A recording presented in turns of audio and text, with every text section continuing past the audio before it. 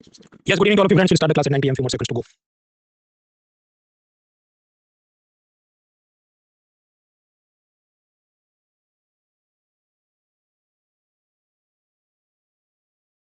All right, friends. So now it is 9 p.m. We start this class. My first question is, can you see me? Can you hear me? देख सकते हैं, सुन सकते हैं, 2 person note करिए.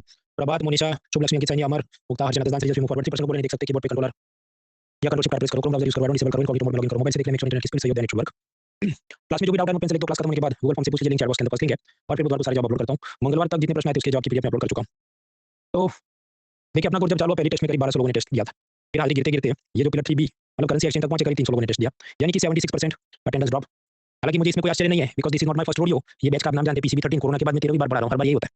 फिर तो जिन-जिन लोगों ने टेस्ट दिया, मार्क्स अच्छे आए, ज़्यादा आए, कम आए, चिंता मत करिए. It shows you are discipline. तो कुछ ना कुछ हाथ में सफलता आएगी. जो लोग नहीं भी दे पाए, शायद ऐसे लोग जो कॉलेज के एग्जाम्स थे तो बराबर है. बाकी ऐसे लोग की जो मूड के हिसाब से तैयारी करते हैं, तो फिर वो टॉपर बनने नहीं है, वो तजुर्बा लेना है. तजुर्बा लेना है और कोचिंग वालों को करोड़पति बनाना है. They are here for two purpose. देखिए, यूपीएससी में आजकल accuracy is more important than attempts. मैं तो 90 100 क्वेश्चन टिक कर दूंगा तो तुक्के से मेरा सिलेक्शन हो जाए, ऐसा होता था. ऐसा होता था बहुत सालों पहले, अब नहीं होता है.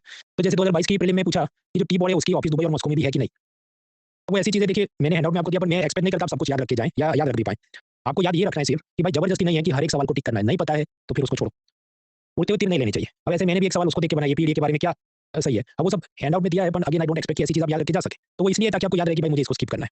एनीवेज, जो पिलर 3 था, इंपोर्ट एक्सपोर्ट, 100 मतलब 60 क्वेश्चन होंगे तो टाइम्स 2 मतलब 120 मार्क. उसमें से जिन-जिन के 60 बताइए. ऐश्वर्या, अमित, कर्मराज, गुरविंदर, विपिन, पूजा, अनमोल, भावना, यूपीएससी आंचल, हेमरूम, कीर्ति सिंह, मोहित, उमे, कोमलप्रीत, अमन, आनंदिता, रॉबिन और उन्होंने जिन्होंने और अच्छे मार्क्स हासिल किए सबको बधाई. 3 बी जो था करेंसी एक्सचेंज. अब समझो उसमें तो कांसेप्ट ही थे ना कि ऐसा करेंगे तो करेंसी इंक्रीज होगा, डिक्रीज होगा. फिर उसके जो 55 सवाल हो गए, 110 मार्क्स, तो कम से कम 30 तो करो. तो जिन-जिन के एटलीस्ट 60 मार्क्स हो रहे हैं, प्रियंका, सोनिका, अभिनव, शिवम, शिवाशीष, अंशिका, रुचि, गायत्री, सैमी, हर्ष, सविता, तीर्थ, पूजा, साक्षी, आरुषि, विवेक, श्यामली, रॉबिन और भी लोग जिन्होंने और अच्छे मार्क्स हासिल किए. देखिए, रॉबिन सिंह के दोनों जगह पर आए नाम, तो उनको और बधाई. देखिए, economy is only one subject. Prelim, mains, GS, optional, theory, current सब कुछ मिला 14,000 पेज होते हैं. और वो भी मतलब मिनिमम जो बुक्स जो सभी टॉपर्स टीचर रेकमेंड करते हैं. 1 घंटे में 15 पेजेस पढ़ो और दिन में 6 घंटे आप पढ़ाई कर रहे हो. बोलने वाले बोलेंगे मैं 18 घंटे पढ़ाई करता हूं, पर उसका दिमाग 18 घंटे की किताब में नहीं होता, वो इधर-उधर भटकते रहता है. तो 6 आवर्स बराबर एवरी आवर 15 पेजेस, तो भी आपको 155 डेज लगेंगे सिर्फ एक बार की पढ़ाई में. उसको 2-3 बार रिवाइज करना है, मॉक टेस्ट देना था. 8-9 महीने की ये तपस्या है. तब जाके रिस्पेक्टेबल स्कोर जो कट ऑफ के करीब आए. अब क्योंकि वो जितने सब सब्जेक्ट है, जो भी 6-7 सब्जेक्ट है, उसमें इकोनॉमी सिर्फ एक है और आपके पास कितने 8 से 9 महीने हैं. तो मुझे एक स्पीड से चलाना पड़ेगा कि मुझे प्रीलिम्स और मेंस दोनों खत्म करना है. गाड़ी तेज चलेगी. तो आप उसी स्पीड पे बने रहें. अब देखिए, रोज का काम रोज खत्म करो. Pillar 1 money, banking, finance, insurance खत्म, बजट, टैक्सेशन खत्म. पिलर 3 इंटरनेशनल ट्रेड, उसमें ईयरली 2 दिन में खत्म हो जाएगा. फिर बाकी की भी जो चीजें हैं वो टाइम से चल रहा है. मेरे एंड से तो चीजें खत्म हो जाएगी, आप अपने हिसाब से सिलेबस मतलब हैंडआउट खत्म करते रहो. Pillar 3 import export done. Pillar 3 B ये currency exchange done. Now we are in pillar 3 C world organisation, IMF, international agreements, ये सब टैरिफ बैरियर वो सब देखना है. हैंडआउट अपलोड हो चुका है. अनअकैडमी अपने आप देख रहे हैं. मेरी profile, Munal Patel. Courses latest, bell icon PCB 13 में और आपको सब पीडीएफ मिल जाएगी. एंड्रॉइड फोन में 3 डॉट्स ऊपर होते हैं, आईफोन में नीचे एरो होता है. लैपटॉप से देख रहे हैं academy.com/munaal.org. कोर्सेज लेटेस्ट, उसके अंदर जाइए आप पीसीबी 13, बेल आइकन क्लिक करो, राइट हैंड साइड बार खुलती है, उधर से माल डाउनलोड कर सकते हैं. अभी आज से हम जो पढ़ेंगे 2 दिन वो हैं सब इंटरनेशनल एग्रीमेंट्स. देखिए, ये जो पिलर 3 सी इंटरनेशनल एग्रीमेंट, इसमें पेज हैं 50 और मैं खत्म कर दूंगा 2 लेक्चर में, मतलब आज और कल. गाड़ी बहुत तेज चलेगी और उसका ये कारण है कि समझो इसमें बहुत कंसेप्ट तो कम ही है. ज्यादातर ये ऑर्गेनाइजेशन, ये साल, ये हेडक्वार्टर, ये मेंबर, ये समिति, ये रिपोर्ट है. मैं सिर्फ आपको जो टेक्निकल एनालिटिकल चीजें हैं कि डब्ल्यूटीओ एग्रीमेंट क्या है, फ्री ट्रेड एग्रीमेंट में क्या ऊपर नीचे होता है, वो आराम से समझाऊंगा. बाकी सब चीजें मैं थोड़ा आपको आइडिया दूंगा, हैंडआउट से आपको रटना है, वरना इसके 4 लेक्चर का ये कोई सेंस नहीं बनता. चलिए शुरू करते हैं. सेकंड वर्ल्ड वॉर के बाद अमेरिका के न्यू हैम्पशायर में एक ब्रेटन वुड्स नाम का रिसोर्ट था, उधर कॉन्फ्रेंस होती है. देश दुनिया के सब लीडर्स को, एक्सपर्ट्स को बुलाया जाता है कि दूसरे विश्व युद्ध के बाद हम कैसे पूरी ग्लोबल इकोनॉमी को रिवाइव करें, उन्हें जीवित करें. उसमें से 3 चीज निकल के आती है. गरीब देशों को लोन देने के लिए वर्ल्ड बैंक, करेंसी एक्सचेंज के लिए आईएमएफ और तीसरा इंटरनेशनल ट्रेड के लिए वर्ल्ड ट्रेड ऑर्गेनाइजेशन. सबसे पहले हम बात करें 1944 ब्रेटन वुड्स, सब टॉपिक वर्ल्ड बैंक. देखिए, वर्ल्ड बैंक एक चीज नहीं है, 5 चीजें. World bank is made up of 5 organisations. एक तो ऐसा है international bank for reconstruction and development, जो भारत जैसे देशों को लोन देगा, मतलब डेवलपिंग कंट्रीज जिनको ये हाईवे, हॉस्पिटल, इरिगेशन कैनाल बनानी है. पर ऐसे लोग होंगे इसमें प्रिंसिपल और इंटरेस्ट दोनों वापस करने हैं. फिर एक दूसरी संस्था आईडीए, इंटरनेशनल डेवलपमेंट एसोसिएशन. उनका ऐसा है कि वो एकदम गरीब देशों को लोन देंगे और वो ऐसा प्रिंसिपल जीरो इंटरेस्ट बिना ब्याज के लोन देंगे, जिसको सॉफ्ट लोन भी कहा जाता है. तो दैट इज सेकंड थिंग. तो जो 1 और 2 है पर्पल कलर में, इसको हम कहते हैं वर्ल्ड बैंक. लेकिन जब हम कहते हैं वर्ल्ड बैंक ग्रुप तो उसमें 5 चीजें आती है. 5 ये 2 तो हैं ही, उसके ऊपर और चीज तीसरी ऐड होगी. International finance corporation, IFC. उसका क्या काम है? ये सब डेवलपिंग कंट्रीज, भारत, चीन वगैरह, उसमें जो सरकारी और प्राइवेट कंपनियां हैं उनको लोन लेने में मदद करे, जिसके लिए वो मसाला बॉन्ड वगैरह चलाते थे. हमने पिलर 1 सी में देखा था. फिर वर्ल्ड बैंक ग्रुप, उसकी चौथी संस्था है मल्टीलेटरल इन्वेस्टमेंट गारंटी एजेंसी, मीगा. देखिए, पेप्सी, कोका कोला फैक्ट्री लगाए, विंटर में, सर्दियों में लोग कम पिएंगे तो उसका थोड़ा बिजनेस कम रहेगा. गर्मी में ज्यादा पिएंगे, ज्यादा बिजनेस रहेगा. तो ये तो बिजनेस साइकिल है, इसमें कोई कुछ कर नहीं सकता. तो मान लीजिए पाकिस्तान में फैक्ट्री खोले और ये जो भी इमरान खान को हटा के दूसरा आ जाए, फिर वापस नवाज शरीफ आ जाए, फिर मुशर्रफ गवर्नमेंट टेक ओवर कर ले और वो लोग कोका कोला या पेप्सी की फैक्ट्री बंद करा दे, तो लॉस हो गया. अब ये तो कमर्शियल लॉस तो है नहीं कि गर्मियां नहीं है इसलिए लोग ठंडा नहीं पी रहे. ये तो नॉन कमर्शियल लॉस है because of the regime change. ऐसी सिचुएशन में पेप्सी या कोका कोला का लॉस हो गया, उसकी कौन भरपाई करे? तो उसकी इंश्योरेंस एजेंसी, उसका नाम है मल्टीलेटरल इन्वेस्टमेंट एजेंसी, मीगा. ऐसा क्यों बनाना पड़ेगा? वरना तो सोचो बांग्लादेश में कभी कोई फैक्ट्री लगाई नहीं कि तुम्हारा तो नमकीन है या कि यूनुस है कि शेख हसीना है कि कौन कब रहेगा. तो फिर वहाँ के जो लोग हैं उनका नुकसान हो जाएगा, किसी को काम धंधा नहीं मिलेगा. तो therefore there is a mega organisation. Fifth and last is investment related dispute हो गए कि किसी पेप्सी ने पाकिस्तान में फैक्ट्री खोला और फिर इन्होंने कुछ टैक्स का नोटिस दिया और ये करे एक्सवाईजेड, तो वो जो झगड़ों का निपटान करना है उसकी एक इंटरनेशनल कोर्ट है. उसका नाम है international centre for settlement of investment disputes, ICSID. इसका शॉर्ट फॉर्म भी याद नहीं रखना, फुल फॉर्म भी याद नहीं रखना. सफिशिएंट हो कि इन्वेस्टमेंट का केस देखने के लिए एक अलग कोर्ट है. इंडिया इसका मेंबर नहीं है. ये जो 5 संस्थाएं हैं, आईबीआरडी, आईडी, आईएफसी, मीगा और आईसीएसआईडी, ये कलेक्टिवली पांचों को हम कहते हैं वर्ल्ड बैंक ग्रुप, और इसके अंदर ये जो आईबीआरडी और आईडी है, इसको हम कहते हैं वर्ल्ड बैंक। ये सब आपके हैंडआउट में ग्राफिक्स दिया, सुकून से पढ़ना। अब कुछ बार आसान सवाल आते हैं, जैसे ये वाला देखो, मैं आपको 30 सेकंड देता हूँ आसानी, और जवाब भी मैंने टिक कर दिया है।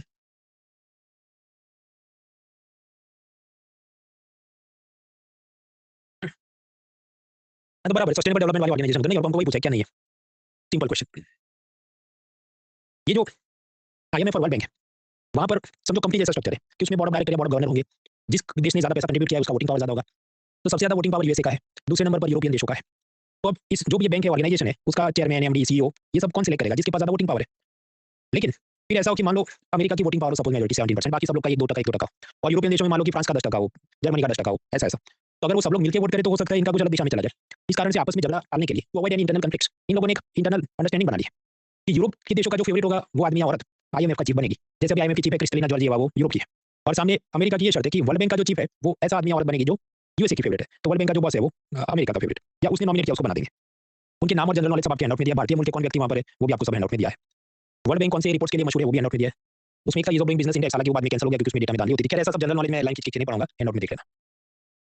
तो वर्ल्ड बैंक हमने देखा ये क्या है, गरीब देशों की मदद करने वाला एक बैंक है। ऐसे और भी बैंक है जिनको हम मल्टीलेटरल डेवलपमेंट बैंक, एमडीबी, बहुपक्षीय विकास बैंक, अलग अलग देश मेंबर बनेंगे, पैसा डिपॉजिट करेंगे और गरीब को या किसी को लोन में देंगे। For example Asian infrastructure investment bank जो बीजिंग में है, ब्रिक्स न्यू डेवलपमेंट बैंक जो शंघाई में है, एशियन डेवलपमेंट बैंक जो फिलीपींस में मनीला में है, ये सब है। इन सब जो भी बैंक हैं, जैसे Asian development bank, new development bank, BRICS bank, Bharat भी इनसे लोन लेता है। कोरोना आ गया लोन ले लेंगे, हाईवे बनाना है, इरिगेशन के लोन ले लेंगे। भाई कुछ लोग डंडा उठा लेते हैं कि अगर आरबीआई के पास 600-700 बिलियन डॉलर का फॉरेक्स रिजर्व है तो भारत एशियन डेवलपमेंट बैंक से लोन क्यों लेता है? भाई वो फॉरेक्स रिजर्व का ऑब्जेक्टिव अलग है, वो करेंसी एक्सचेंज को स्टेबल रखने के लिए बनाया है। अब भारत सरकार को इरिगेशन कैनाल बनानी है तो आरबीआई से नहीं जाएगा ना, वो एशियन डेवलपमेंट बैंक या कहीं और से जाएगा। मुकेश अंबानी को धंधा करना है, रिलायंस इंडस्ट्री लिमिटेड, तो खुद के पॉकेट से पैसे नहीं निकालते, वो भी बॉन्ड्स इशू करते हैं ताकि जितना है उससे ज्यादा बड़ा वो प्रोजेक्ट कर सके। तो भारत सरकार भी लोन लेती है। यार ऐसे और भी मल्टीलेटरल डेवलपमेंट बैंक अफ्रीका में है, यूरोप में है, उसका सब हैंडआउट में आपको जनरल नॉलेज दिया है, याद रखना, ठीक है? नहीं याद रहे तो बाकी सब्जेक्ट तैयार करो। ये जो ब्रिक्स देश मतलब Brazil, Russia, India, China, south Africa, इन्होंने बैंक बनाया जिसका नाम है न्यू डेवलपमेंट बैंक। इसके अंदर ये 5 देश तो हैं, उनका जो मान लो 18% 19% कुछ शेयर होल्डिंग होगा। फिर नए मेंबर्स कुछ ऐड किए जाते हैं, बांग्लादेश, यूएई, इजिप्ट वगैरह। उसमें ऐसा है कि कोई भी यूनाइटेड नेशन का मेंबर कंट्री ये बैंक का मेंबर भी बन सकता है, उसने पैसा कंट्रीब्यूट करना होगा। अब कुछ लोग कहीं पर बांग्लादेश तो ब्रिक्स का मेंबर नहीं तो बैंक का मेंबर कैसे हो गया? भाई वो दो अलग चीजें। खैर वो सब जनरल नॉलेज आपके हैंडआउट में दिया हुआ, आप देख लेना। 20 मिनट वो खत्म करो, 40 मिनट उसका वीडियो नहीं करना है। बैलेंस ऑफ पेमेंट हम लास्ट वीक पढ़ चुके हैं। करंट अकाउंट जिसमें एक्सपोर्ट आपको बढ़ाना चाहिए, करंट अकाउंट डेफिसिट हो जाए। कैपिटल अकाउंट उसमें एफडीआई इन्वेस्टमेंट बढ़ाना चाहिए। अगर दोनों जगह सब डाउन हो गया तो बैलेंस ऑफ पेमेंट क्राइसिस होती है, तो पाकिस्तान में ऐसा हो गया है। अब पाकिस्तान श्रीलंका सब कैसे मानते चलते हैं, तो बैलेंस ऑफ पेमेंट क्राइसिस में वर्ल्ड बैंक लोन नहीं देता है, आईएमएफ लोन देता है। आईएमएफ कैसे कुछ लोन विंडो है, 3 से 6 महीने का लोन चाहिए, रैपिड फाइनेंसिंग इंस्ट्रूमेंट में जाओ। 1 से 2 साल का चाहिए, स्टैंड बाय अरेंजमेंट विंडो में जाके लोन लो। 3 से 5 साल का चाहिए तो एक्सटेंडेड फंड फैसिलिटी में लोन दो। और एफडीआर क्या था वो तो हम लास्ट वीक पढ़ चुके हैं। ऐसे अलग अलग इंस्ट्रूमेंट के जरिए IMF will help the countries that are facing balance of payment crisis. अब ये मैंने आपको बताया क्या, रैपिड फाइनेंसिंग इंस्ट्रूमेंट, हाँ तो वो कौन देता है? Rapid finance facility instrument Asian development bank नहीं, आईएमएफ देता है। एनवायरमेंट और वर्ल्ड बैंक तो नहीं है। वैसे सिंपल सवाल कभी कभी आईएएस में भी पूछ लेते हैं। यार वो सब दिया है नोट में जो है, आप पढ़ के याद कर लेना। आगे बढ़ते हैं। तो यार वर्ल्ड बैंक, वर्ल्ड आईएमएफ, आगे का मुद्दा वर्ल्ड ट्रेड ऑर्गेनाइजेशन। लेकिन उससे पहले हमें कुछ थियरी समझनी होगी। हम लोग आज क्या समझते हैं कि हेल्थ इज वेल्थ, अपना स्वास्थ्य ही अपनी संपत्ति है। ब्रिटेन और यूरोप के जो इकोनॉमिस्ट थे अंग्रेजों के जमाने में, कॉलोनियल टाइम में, ओके नहीं नहीं यार तुम छोड़ो, gold is the real wealth. कि कोई भी देश की जो वेल्थ है वो क्या है, कि उसके पास कितनी प्रेशियस मेटल है, गोल्ड है, सिल्वर है वगैरह, उसको कहा गया बुलियनिज्म थियरी। और वो आगे एक्सपांड होता है तो उसमें से निकलता है मर्केंटाइलिज्म थियरी। ये बुलियनिज्म और मर्केंटाइलिज्म क्या समझते हैं? अब याद करो लास्ट वीक हमने देखा था गोल्ड स्टैंडर्ड सिस्टम, कि ब्रिटेन का सरकार या सेंट्रल बैंक 1 पाउंड का नोट कब छापेगा, जब उनके पास 73 ग्राम ऑफ गोल्ड होगा। और ये कन्वर्टिबल था, यानी कि हम 1 पाउंड का नोट लेके जाएं ब्रिटिश सेंट्रल बैंक में या बैंक ऑफ इंग्लैंड में, तो हमें उसके बदले 73 ग्राम ऑफ गोल्ड का सिक्का या बिस्किट वापस करता। अब समझो ये जो ब्रिटिशर्स हैं भारत से अनाज, स्पाइसेस, मसाले, हाथी दांत, आइवरी, सैंडलवुड, चंदन, ये सब खरीद के जा रहे हैं। तो मतलब दे हैव टू पे फॉर इंपोर्ट्स। अब इंपोर्ट किया उन्होंने और भारत के किसान को मान लो 2 पाउंड दे दिए, और किसी दिन अगर भारत का किसान वो लेके गया यूरोप में तो वो तो गोल्ड लेके वापस आ जाएगा। और अभी मैंने आपको बताया ये सब 16 to 18 सेंचुरी के इकोनॉमिस्ट क्या मानते थे कि देश की संपत्ति है उसका gold, Nations wealth is finite, तो सीमित है, कितना कि तुम्हारे पास सोना कितना है। तो ये भारत के गरीब किसान हमसे गोल्ड लेके जाएंगे तो फिर तो हमारा सब ड्रेन ऑफ वेल्थ हो जाएगा, it will be loss of wealth. तो ये सब सोच के इनका शैतानी दिमाग शुरू हो जाता है कि इंपोर्ट करना खराब चीज़ है, कॉलोनाइजेशन इज रिक्वायर्ड, इनको गुलाम बना के सारे संसाधन लूट के ले जाएंगे, पैसा देके तो लेना नहीं है। तो ये सब मर्केंटाइलिस्ट थियरी है। उसके बाद एडम स्मिथ, डेविड रिकार्डो, ये कुछ और थियरी लेके आते हैं। तमिलनाडु के बुक्स में कुछ दिया, इकोनॉमिक सर्वे कुछ उल्टी उल्टी कुछ बार बातें करता है, तो समझ लेते हैं। Adam Smith, father of economics, economy में वो टैक्सेशन सिस्टम कितनी अच्छी है बुरी है उसके कैनन 4 सिद्धांत दिए थे जो हमने पिलर 2A में देखे थे। तो वही एडम स्मिथ लेके आते theory of absolute cost advantage. वो ऐसा पूछते हैं एक मजदूर कितने किलो उत्पादन कर सकता है, 1 worker can produce how many kilograms. हम कहीं बात वीट की, गेहूं, तो भारत का एक मजदूर 30 किलोग्राम पैदा कर सकता है, चीन का एक मजदूर 10 किलो पैदा कर सकता है। ऐसा नहीं कि वो कामचोरी आलसी अपन इसलिए क्योंकि आप जानते हैं वहाँ की जो जमीन है वो is not suitable for wheat cultivation. एक बात हुई। फिर आप राइस का प्रश्न पूछो, चावल, तो भारत का एक वर्कर 10 किलो चावल बना सकता है, चीन का एक वर्कर 15 किलो चावल बना सकता है। इसलिए नहीं क्यों ज्यादा मेहनती है वो, इसलिए क्योंकि वहाँ पर उसका पानी और आबोहवा चावल के लिए ठीक है। तो इसमें से हम क्या सबक लेते हैं? इंडिया को क्या करना चाहिए कि मैं आईएएस का भी एग्जाम दूं और मैं कैट का भी एग्जाम दूं और सीधा मेरे 2 जगह, एक पैर मेरा आईएएस में और दूसरा मेरा आईएम अहमदाबाद में, ऐसा तो नहीं, अपना पैर 2 साइड से पड़ जाएगा। फिर we have to only one thing, ऐसा एडम स्मिथ बोल के गए कि तुम सिर्फ मतलब इंडिया ने क्या करना है, तुम्हारे पास एक वर्कर है तो तुम नक्की करो उसका स्ट्रेंथ क्या है। चावल तो उगाएगा 10 किलो उगेगा, तो आप गेहूं उगाओ 30 किलोग्राम। तो India should focus on production and export of wheat. आपके पास दाल के साथ चावल खाने का मजा अलग है, आई एग्री। तो क्या करना है, कोई नहीं, चाइना से आप इंपोर्ट कर लो, और सामने चाइना वालों को जो भी नूडल्स या कुछ बनाने के लिए मैदा गेहूं चाहिए तो हम उसको एक्सपोर्ट कर देंगे। तो एडम स्मिथ की जो थियरी है एब्सोल्यूट कॉस्ट एडवांटेज। तो वर्कर को समझो सैलरी देना आपका कॉस्ट है, तो आपको क्या करना चाहिए, मैक्सिमाइजेशन करना चाहिए कि वर्कर को ऐसे काम में लगाओ जो आपको मैक्सिमम उसमें से आउटपुट दे सके। और जो चीज़ को आपकी शॉर्टेज हो गई, राइस, तो आप राइस इंपोर्ट करो। इंडिया ने राइस का स्पेशलिस्ट बनने की कोशिश नहीं करनी चाहिए। In other words, import is not a bad thing. आयात करना कोई खराब चीज नहीं है, ट्रेड डेफिसिट होना भी खराब चीज नहीं है। आप सामने कुछ और पैदा करके उसको सेटल करने की कोशिश करो। ये नहीं कि इंपोर्ट खुद में ही खराब चीज है, जैसा कि ट्रम्प आजकल एक नया वापस से चला रहे हैं, तो then it is taking us back to the same colonial era. ये जो बात थी मर्केंडाइज थियरी कि paying for import means loss of wealth, इसलिए इंपोर्ट खराब चीज है, तो फिर तो सब देशों को भाई गुलामी बना दो तुम, इतिहास का पुनरावर्तन करो। क्या वो निबंध में सोचने का, इंटरनेशनल एथिक्स फॉर न्यूज़पेपर 4 में सोचने का होता है। आगे बढ़ते हैं। हम कहीं तो बेस्ट थियरी है कि बराबर वर्कर जो मैक्सिमम प्रोड्यूस कर सके उसके अंदर हम उसे लगाएंगे। लेकिन फिर डेविड रिकार्डो उसको कुछ नए कॉम्प्लेक्स केस स्टडीज दिखे कि जहां पर एडम स्मिथ की ये थियरी एक्सप्लेन नहीं कर पाई। तो David Ricardo came up with comparative या रिलेटिव कॉस्ट एडवांटेज थियरी। समझते हैं। डेविड रिकार्डो क्वेश्चन थोड़ा अलग पूछता है, एक यूनिट उत्पादन करने के लिए कितने मजदूर चाहिए, how many workers are required to produce 1 unit of output. मतलब कि अगर हमें एक दारू की बोतल बनानी है तो फ्रांस में 12 वर्कर चाहिए, हमें एक दारू की बोतल बनानी है इंग्लैंड में तो कितने, 8 वर्कर चाहिए। समझो, एडम स्मिथ क्वेश्चन अलग पूछ रहा था। एडम स्मिथ ऐसा पूछ रहा था कि 1 worker can produce how many kilogram, एक आदमी कितना पैदा कर सकता है। डेविड रिकार्डो उल्टा पूछा है, एक बोतल बनाने के लिए कितने आदमी चाहिए। तो यहाँ पर आप समझो स्मॉलर इज बेटर, जितने कम मजदूर चाहिए वो अच्छी बात है, सैलरी कम आपको देना पड़े। तो मतलब कि इंग्लैंड में 8 मजदूर से दारू का बोतल बन जाता है, हार्ट इमोजी बहुत बढ़िया, सैलरी का कॉस्ट कम है। Now same question for textile, एक यूनिट या 1 मीटर टेक्सटाइल कपड़ा बनाने के लिए कितने मजदूर चाहिए। पता चला फ्रांस में 10 वर्कर चाहिए, इंग्लैंड में 9 वर्कर चाहिए। सो अगेन इंग्लैंड का हार्ट इमोजी, कम मजदूर चाहिए तो कपड़ा भी बना लेते हैं। तब सवाल हुआ तो फिर इंग्लैंड ने क्या करना चाहिए, कि मतलब उसका मैथ्स और रीजनिंग दोनों स्ट्रांग है, तो उसको एसएससी भी देना चाहिए, आईबीपीएस भी देना चाहिए, या क्या करना चाहिए। तो एडम स्मिथ की थियरी तो एक्सप्लेन कर नहीं सकती, क्योंकि वो कैसे केस स्टडी देखता था, अच्छा वर्कर एक ही चीज का मैक्सिमम आउटपुट कर सकता है, जबकि यहाँ ऐसा है कि टेक्सटाइल और बोतल, वाइन बोतल दोनों में ही इंग्लैंड के workers are more efficient compare to फ्रांसीसी वर्कर्स। तो प्रश्न ये हुआ कि इंग्लैंड ने दोनों में से कौन सी चीज का उत्पादन पे फोकस करना चाहिए, England should focus on what manufacturing and what export. वो जवाब हमें डेविड रिकार्डो की कंपैरेटिव या रिलेटिव कॉस्ट एडवांटेज थियरी से मिलता है। अब उसका सब ग्राफ हम समझने नहीं बैठेंगे, कुल मिलाकर वो उसका ये कहना था कि देखो ये बात सही है कि टेक्सटाइल और दारू दोनों में ही इंग्लैंड के वर्कर्स आर मोर एफिशिएंट, पर इंग्लैंड ने दोनों चीज नहीं बनानी चाहिए। उन दोनों में भी उसने फिर यूनिट कॉस्ट ऑफ प्रोडक्शन और यूनिट लेबर के हिसाब से मुझे कौन सा ज्यादा ऑप्टिमल है, तो उसका तर्क कुछ ऐसा आया कि इंग्लैंड ने टेक्सटाइल बना के फ्रांस को कपड़ा बेचे और फ्रांस से दारू इंपोर्ट कर ले। हम वो पूरी केस स्टडी समझने नहीं जाएंगे, हमें जो बेसिक आइडिया लेना था हमने ले लिया। ठीक है, दोनों ही चीज में आपका एडवांटेज है, तो उसमें से जो ज्यादा एडवांटेज देने वाली चीज आप बनाओ टेक्सटाइल, और सामने दारू इंपोर्ट कर लो। ठीक है, ये सब जो चीजें हैं डेविड रिकार्डो की कंपैरेटिव या रिलेटिव कॉस्ट एडवांटेज थियरी, उसको इकोनॉमिक सर्वे ने कोट किया, इसलिए मैं आपको पढ़ा रहा था। इस हिसाब से इकोनॉमिक सर्वे ने सब एनालिसिस किया कि हम ये भी बना सकते हैं वो भी बना सकते हैं, तो हमें कौन सी चीजों पर फोकस करना चाहिए। तो कॉटन, कारपेट, टेक्सटाइल और फार्मा इंडस्ट्री पे फोकस करना चाहिए, जहां पर हमें एक एडवांटेज है, बाकी भी चीजों में अपन इनमें ज्यादा है, so we should focus on this things. इसके बाद आखिरी आता है Heckscher and Ohlin's factor operation theory. इतने इतने बारी बारी शब्द देख के चक्कर आ जाए, पर असल में कुछ दम नहीं है। सबसे आसान मेरे ख्याल से यही थियरी। आप जानते हैं अमेरिका के पास पैसा बहुत है पर आदमी कम है, जमीन बहुत ज्यादा है, कैपिटल बहुत ज्यादा है, बट वर्कर्स आर फ्यू। तो वो क्या करे, अगर वो जींस की फैक्ट्री लगाएगा जिसमें मान लो 50,000 वर्कर चाहिए, और जींस आप बेच बेच के कितना $50 मिलियन कमा लोगे, पर अमेरिका के भाई इतने तो वर्कर नहीं है, हम क्या करें। तो वो फोकस करेगा कि जैसे मैं बोइंग के एरोप्लेन बनाता हूँ, फिर कोई कैटरपिलर कंपनी है जो बुलडोजर बनाती है। अब आप समझे बोइंग का एरोप्लेन या बुलडोजर जो है उसके लिए हो सकता है सिर्फ 50 इंजीनियर चाहिए, बाकी तो रोबोट और मशीन से काम हो जाएगा। तो अमेरिका किन चीजों पे फोकस करेंगे जहां पर मजदूर कम चाहिए और कैपिटल, और उन कैपिटल से जो पैसा उससे मशीन या कुछ टेक्नोलॉजी हम खरीद लेते हैं, and we will do the production. तो जिसके पास जो है उस हिसाब का प्रोडक्शन करेगा। अमेरिका के पास कैपिटल है, तो कैपिटल अबंडेंट जो या कैपिटल इंटेंसिव गुड्स होते हैं जिसमें बहुत आपको इन्वेस्टमेंट चाहिए, पैसा चाहिए इसकी मशीन टेक्नोलॉजी के लिए, वैसी चीजें बनाता है अमेरिका। और सामने टेक्सटाइल, उसमें क्या फैक्ट्री की मशीन से ज्यादा मजदूर आपको चाहिए, तो अमेरिका टेक्सटाइल नहीं बनाएगा, वो इंडिया से, चाइना से, बांग्लादेश, वियतनाम से इंपोर्ट कर लेगा। सामने इंडिया क्या करता है, तो इंडिया के पास मजदूर ज्यादा है, कैपिटल कम है, तो इंडिया ऐसी चीजें बनाएगा जिसमें लेबर इंटेंसिव हो, मजदूर ज्यादा चाहिए, मशीन और पूंजी कम चाहिए, टेक्सटाइल है, लेदर गुड्स हैं, कॉटन और ये फूड प्रोसेसिंग इंडस्ट्री वगैरह वगैरह। तो दैट इज एक्सलेंस and Ohlin's factor operation theory. तो इस हिसाब से भी जब आप मेंस और इंटरव्यू और निबंध में सोचने बैठो, ये जो ट्रम्प जिद लेके बैठा है कि सारे सब इंडस्ट्री वापस तुम लोग अमेरिका में आके अपना फैक्ट्री लगा दो, नहीं तो मैं तुम पे बहुत टैक्स लगा दूंगा, वो फैक्ट्री लगाने आ भी जाएगा, पर क्या ट्रम्प के पास इतने मजदूर हैं जो सस्ते भाव पे टेक्सटाइल और मशीनरी और ये सब, मशीन तो चलो उसके पास है, मजदूर कहाँ है। और ऊपर से वो क्या बोला है, एलियंस, मतलब ये जो इलीगल इमिग्रेंट्स हैं उसको मैं लात मार के निकाल दूंगा, तो then how will you run the country.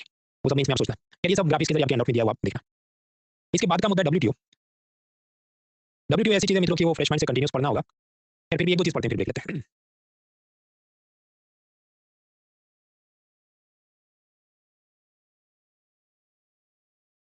Bretton Woods conference में से आईएमएफ निकला देख लिया, वर्ल्ड बैंक निकला देख लिया, तीसरी चीज़ उन्होंने निकाली कि इंटरनेशनल ट्रेड को प्रमोट करते हैं, और उसके वास्ते एक इंटरनेशनल ट्रेड ऑर्गेनाइजेशन बनाते हैं, पर अमेरिका ने विरोध किया, तो आईटीओ तो बना नहीं, उसकी जगह एक अग्रीमेंट इन्होंने बना दिया, general agreement on tariff and trade. लेकिन पता चला इसमें और चीज़ों को ऐड करने की जरूरत है, सर्विसेज, इंटेलेक्चुअल प्रॉपर्टी राइट्स। तो फिर उरुग्वे राउंड्स ऑफ नेगोशिएशन हुए, उसमें से एक मार्राकेश ट्रीटी निकली, मार्राकेश मोरक्को में है, और वहाँ लिखा कि देखो एक नई संस्था बनाते हैं डब्ल्यूटीओ, क्योंकि जेडब्ल्यूटी एग्रीमेंट बराबर, पर उसके बियॉन्ड हमें गुड्स तो है ही, सर्विसेज को, इंटेलेक्चुअल प्रॉपर्टी राइट, पायरेसी, ये सब कुछ को कवर करना है। ऐसी डब्ल्यूटीओ संस्था बनेगी, भारत ने भी साइन किया, और 1995 में डब्ल्यूटीओ बना, स्विट्जरलैंड के जिनेवा में हेडक्वार्टर है। ये सारे फैक्ट्स आपको 2 बजे भी याद रखने हैं। आईएमएफ और वर्ल्ड बैंक के मुकाबले डब्ल्यूटीओ अलग कैसे है, यहाँ जो वोटिंग पावर है वो आपके शेयर होल्डिंग या कितना पैसा कंट्रीब्यूट किया उस पर डिपेंडेंट नहीं है, यहाँ हर एक मेंबर को एक वोट मिलता है। ये भी कारण है कि ट्रम्प को यहाँ बिल्कुल मजा नहीं आता है। वो पहली बार भी जब प्रेसिडेंट था, जो भी 2017-21 वगैरह में, तब भी वो डब्ल्यूटीओ की बात नहीं मानता था, क्योंकि उसका ये मानना इधर तो सब गरीब देशों को भी एक वोट मिला है, तो मैं तो कैसे अपनी बात मनवा सकूंगा। वर्ल्ड बैंक में तो बराबर है कि वोटिंग पावर से अपनी बात मनवा लेता हूँ, तो इसको मानता ही नहीं है। वो कैसे हम आगे देखेंगे। डब्ल्यूटीओ का स्ट्रक्चर समझते हैं। वहाँ पर एक है मिनिस्टेरियल कॉन्फ्रेंस, मंत्री परिषद। तो भारत का कौन सा मंत्री जाएगा? फाइनेंस मिनिस्टर नहीं, वो जाएगा आईएमएफ की मीटिंग में। इधर जाएगा भारत का कॉमर्स मिनिस्टर, वाणिज्य मंत्री। क्यों? क्योंकि भाई डब्ल्यूटीओ क्या बोला? Import export. इंपोर्ट एक्सपोर्ट किसके अंदर आता है? कॉमर्स मिनिस्ट्री के अंदर आता है। तो मिनिस्ट्री कौन सी रिप्रेजेंट करेगी? भारत की कॉमर्स मिनिस्ट्री। ये मिनिस्टेरियल कॉन्फ्रेंस इनकी हाईएस्ट डिसीजन मेकिंग बॉडी है। हालांकि ये लोग रोज नहीं मिलते, समझो 2-2 साल पे नॉर्मल मीटिंग करने की कोशिश करते हैं। तो रोज का काम देखने के लिए होता है जनरल काउंसिल। उसके अंदर एक बॉस होता है डायरेक्टर जनरल। नाइजीरिया की लेडी, इनका नाम है नगोजी ओकंजो इवेलिया। अब ये जनरल काउंसिल के नीचे 2 संस्थाएं, डिस्प्यूट सेटलमेंट बॉडी। डब्ल्यूटीओ कहेगी हर चीज पे टैक्स कम करो, लेकिन अमेरिका भारत पे टैक्स ज्यादा लग रहा है, भारत अमेरिका पे टैक्स ज्यादा लग रहा है, तो ये लोग कौन सी कोर्ट में लड़ने जाएंगे? डब्ल्यूटीओ की डिस्प्यूट सेटलमेंट बॉडी में लड़ने जाएंगे। और इसके अलावा इनकी जो भी ट्रेड पॉलिसी उसको रिव्यू करने की एक और संस्था है। तो this is the structure of WTO. अब ये जो डब्ल्यूटीओ की मिनिस्टेरियल कॉन्फ्रेंस है, मंत्री परिषद, यूजुअली नॉर्मली 2-2 साल पे मिलते हैं। कुछ बार कोरोना हो तो कम ज्यादा बार भी मिल लेते हैं। अब इनकी जो समिट याद रखनी, 2001 में कतर के दोहा में हुई थी, याद रखना है। फिर और भी जगह हुई थी। फिर लेटेस्ट 2024 की हुई यूएई के अबू धाबी यूएई में हुई। तो दीज आर द समिट्स। अब इसके बाद जो बात आएगी वो टैरिफ नॉन टैरिफ बैरियर, वो कंटिन्यूस आधा घंटा खींचना पड़ेगा। तो let's take a break here, और ब्रेक के बाद हम लोग बाकी की चीजें समझते हैं। Break for 5 minutes.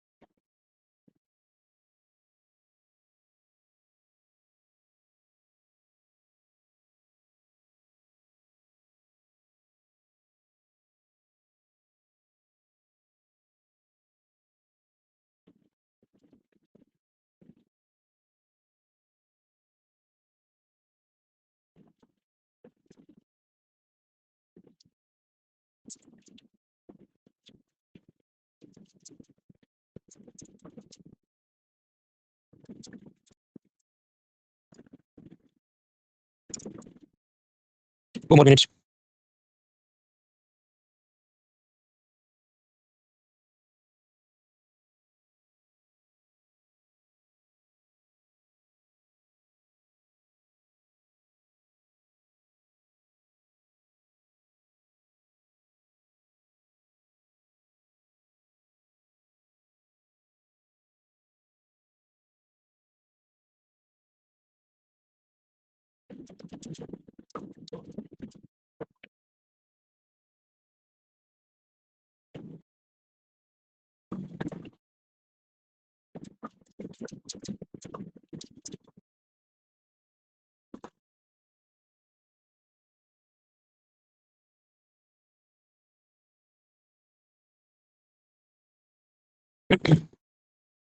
Thirty more seconds.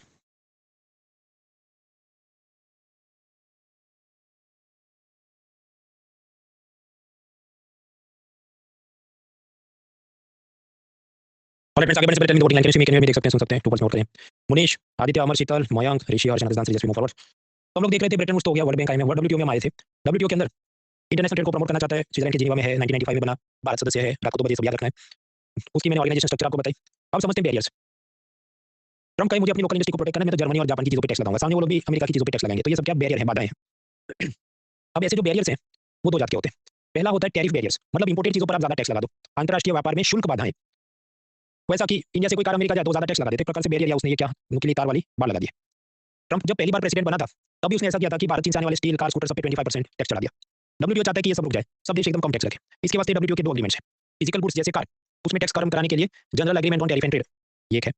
Services जैसे जो भी IT, call centre, video games, XYZ जितनी सॉफ्टवेयर वगैरह वो जो सर्विसेज है, उसमें टैक्स कम कराने के लिए GATS, general agreement on trade in services. तो दैट इज डब्ल्यूटीओ जो चाहता है कि टैक्स कम करे जाए। आपके भाई ये तो कहाँ अमेरिका टैक्स कम हो रहा है, ये तो ट्रम्प तो रोज, अभी मैं आज देखा था 125% टैक्स चढ़ा दिया चीन के ऊपर। तो मित्रों ये रोम है और ये नीरो राजा है। जब रोम जल रहा था तो वो फिडल बजा रहा था, तो वो डब्ल्यूटीओ है। इकोनॉमिक सर्वे ने खुद पाया ये जो डब्ल्यूटीओ के जो ग्लोबल एग्रीमेंट्स हैं उसका आजकल कोई वजन है नहीं, कोई इज्जत नहीं करता है। अलग अलग रीजनल ट्रेड एग्रीमेंट्स या bilateral trade agreements, Bharat UAE, Bharat Australia, वो सब बढ़ रहा है आजकल। और दूसरा कि आजकल इंपोर्ट एक्सपोर्ट उस पर जियोपॉलिटिक्स हावी हो रहा है कि यूरोपियन यूनियन, आप जानते हैं वहाँ सर्दी ज्यादा होती है, विंटर इज हाई, उनको एनर्जी चाहिए। अभी होशियारी मारने में विंड एनर्जी लगाने गए, पर क्लाइमेट चेंज में ऐसा हो कि उधर पवन कम पड़ गया, फिर न्यूक्लियर प्लांट लगाए थे, उधर भी कुछ एक्टिविस्ट ने धमाल किया, वो बंद करने पड़े। तो रशिया से आपको ऑयल गैस लेना ही लेना है, लेकिन ये सब यूक्रेन युद्ध वगैरह के चलते वो वाली चीज़ ज़्यादा हावी हो गई, तब खुद परेशान है। और सामने रशिया, चीन और बाकी देश जो भारत है उनके साथ ज़्यादा वो अलाइन हो रहा है। तो यानी जो इम्पोर्ट एक्सपोर्ट और ये एडम स्मिथ, डेविड रिकार्डो सब बोल के गए कॉस्ट एडवांटेज के हिसाब से करो, वो एक तरफ रह गया और जियोपॉलिटिक्स डिसाइड कर रहा है कि क्या इम्पोर्ट एक्सपोर्ट कौन किससे करेगा। तो दीज़ आर वीकनेसेस। पर खैर वो मीन्स का मुद्दा है, तो अभी हम उसको स्वीकार करते हैं कि भाई ये तो डब्ल्यूटीओ तो कुछ खास है नहीं उसका, but we have to pass MCQ, so will prepare. बाकी उसका 2 पैसे की इज्जत इंटरनेशनल ट्रीटीज़ में बड़ी नहीं है। फिर हमें एग्जाम पास करना है, तो डब्ल्यूटीओ के हम एग्रीमेंट याद रखेंगे, भले उसकी 25 पैसे की भी वैल्यू रियल लाइफ में ना होती। जीटीएस मैंने आपको बताया और जीडब्ल्यूटी बताया, ये जो ऐसे हैं एग्रीमेंट ये बोलते हैं कि इंटरनेशनल ट्रेड में आप चीज़ों पर टैक्स कम करिए। लेकिन अगर सब लोग प्यार से मान गए, तो फिर बदमाश लोग को भी रोकने के लिए कोई मैकेनिज्म होनी चाहिए। फॉर एग्जाम्पल, मान लीजिए भारत के अंदर कोई कोकोनट हेयर ऑयल पैराशूट 100 रुपए का है और चीन के अंदर भी हेयर ऑयल है कोकोनट का 100 रुपए का है, मतलब युआन करेंसी में होगा, अपन इक्विवेलेंट समझो 100 का है। तो अगर वो 100 प्राइस पे भारत में भेजे और हम भी लोकल पैराशूट 100 प्राइस में बिक रहा है, तो हो जाने दो टक्कर। पब्लिक को जिसका स्मेल, कलर, टेक्सचर मजा आएगा वो खरीदेगी, बराबर है। लेकिन फिर चीन बदमाशी चालू करे कि देखो लोकल मार्केट में, चाइनीज मार्केट में हम ये हेयर ऑयल 100 रुपए का बेचते हैं, बराबर, लेकिन भारत में हमें नुकसान भी हो जाए तो भी 80 रुपए में इसे एक्सपोर्ट करो, ताकि भारत की पैराशूट कंपनी बर्बाद होकर बंद हो जाए और जब कोई इंडियन कंपटीटर बचे नहीं, तब फिर हम इसको सीधा 120 कर देंगे, लूट लेंगे इनको। तो यहाँ पर जो चीज़ हो रही है इसे हम कहते हैं डंपिंग। डंपिंग का मतलब कि जब कोई एक्सपोर्ट मतलब फॉरेनर लोकल मार्केट में जो प्राइस है उससे भी सस्ते प्राइस पे आपके देश में बेच रहा है, that means he is doing dumping. अब आपके पास जीएटीएस एग्रीमेंट तो कहता है कोई टैक्स मत लगाओ, कम कर दो, तो भाई पुलिस वाला गुलाब का फूल लेके घूमेगा तो सब लोग ट्रैफिक थोड़ी मानेंगे, डंडा चलाना पड़ता है। And WTO also allows that. तो डब्ल्यूटीओ अलाउ करता है कि ऐसी चीज़ों पर आप और ज़्यादा टैक्स लगा सकते हैं जब आपकी सरकार को लगे कि डंपिंग हो रहा है। तो ये जो इंपोर्टेड हेयर ऑयल है उस पे क्या-क्या टैक्स लगेंगे? कस्टम्स ड्यूटी लगेगा, इंपोर्ट हो रहा है तो सीमा शुल्क यस। फिर एंटी डंपिंग ड्यूटी लगेगा क्योंकि ये सस्ते में हमें बर्बाद करने के लिए बेच रहा है। फिर वो सोशल वेलफेयर सरचार्ज और आईजीएसटी और भी टैक्स लगेंगे जो हम पिलर 2 ए2 में देख चुके हैं। तो वो तो सब टैक्स लगेंगे, एक और टैक्स लगेगा जिसका नाम है एंटी डंपिंग ड्यूटी। ओके चलो ठीक है, ये तो मतलब बदमाशी कर रहे थे, इसलिए इन पे हमने एंटी डंपिंग ड्यूटी लगाई। But now consider the case of Vietnam. मान लीजिए वियतनाम के लोकल मार्केट में वो हेयर ऑयल 60 रुपए में बेचते हो क्योंकि शायद वहाँ कोकोनट का प्रोडक्शन अच्छा हो, उनके पास ऐसी टेक्नोलॉजी, मशीन और मजदूर हो जो एकदम सस्ते में हेयर ऑयल बना के देते हैं और वो 60 रुपए में ही इंडिया को भी एक्सपोर्ट करे, यानी वो तो डंपिंग नहीं कर रहा है। वो कहे मैं तो वियतनाम में भी 60 रुपए में बेचता हूँ, भारत में भी 60 रुपए, मैं कोई आपकी देश को बर्बाद करने के लिए कुछ नहीं कर रहा। लेकिन फिर भी भारत सरकार क्या चाहेगी? नहीं, हमारी लोकल जो इंडस्ट्री है वो तो 100 रुपए में ही पैदा कर पाती है क्योंकि हमारे पास कोकोनट ऑयल की ऐसी जोरदार टेक्नोलॉजी या प्रोडक्शन नहीं है। तो फिर अब क्या करना पड़े, दोनों को एक ग्राउंड पे लाना है, एक बैलेंस पे लाना है। या तो भारत सरकार लोकल इंडस्ट्री को सब्सिडी ज़्यादा दे दे ताकि भारत का पैराशूट ऑयल भी 60 में मिले, और नहीं तो 40 रुपए टैक्स और चढ़ा दे वियतनाम के तेल पे। तो सरकार ऐसा करेगी कि जो वियतनाम से हेयर ऑयल आया, कस्टम्स ड्यूटी लगेगी यस, सरचार्ज और आईजीएसटी लगेगा वो भी यस, और एडिशनली एक और टैक्स लगेगा, काउंटर वेलिंग ड्यूटी सीवीडी। तो क्योंकि वो डंपिंग नहीं कर रहा है लेकिन भारत को अपने लोकल बिजनेस को प्रोटेक्ट करना है, तो काउंटर वेलिंग ड्यूटी लगाएगा वियतनाम के सामान पे। चीन के सामान के खिलाफ भी टैक्स लगाएगा, लेकिन क्योंकि चीन बदमाशी कर रहा है तो उस चीज़ को वो क्या कहेगा, एंटी डंपिंग ड्यूटी। इसको दिमाग में उतारिए, तब तक मैं पानी पी लूँ।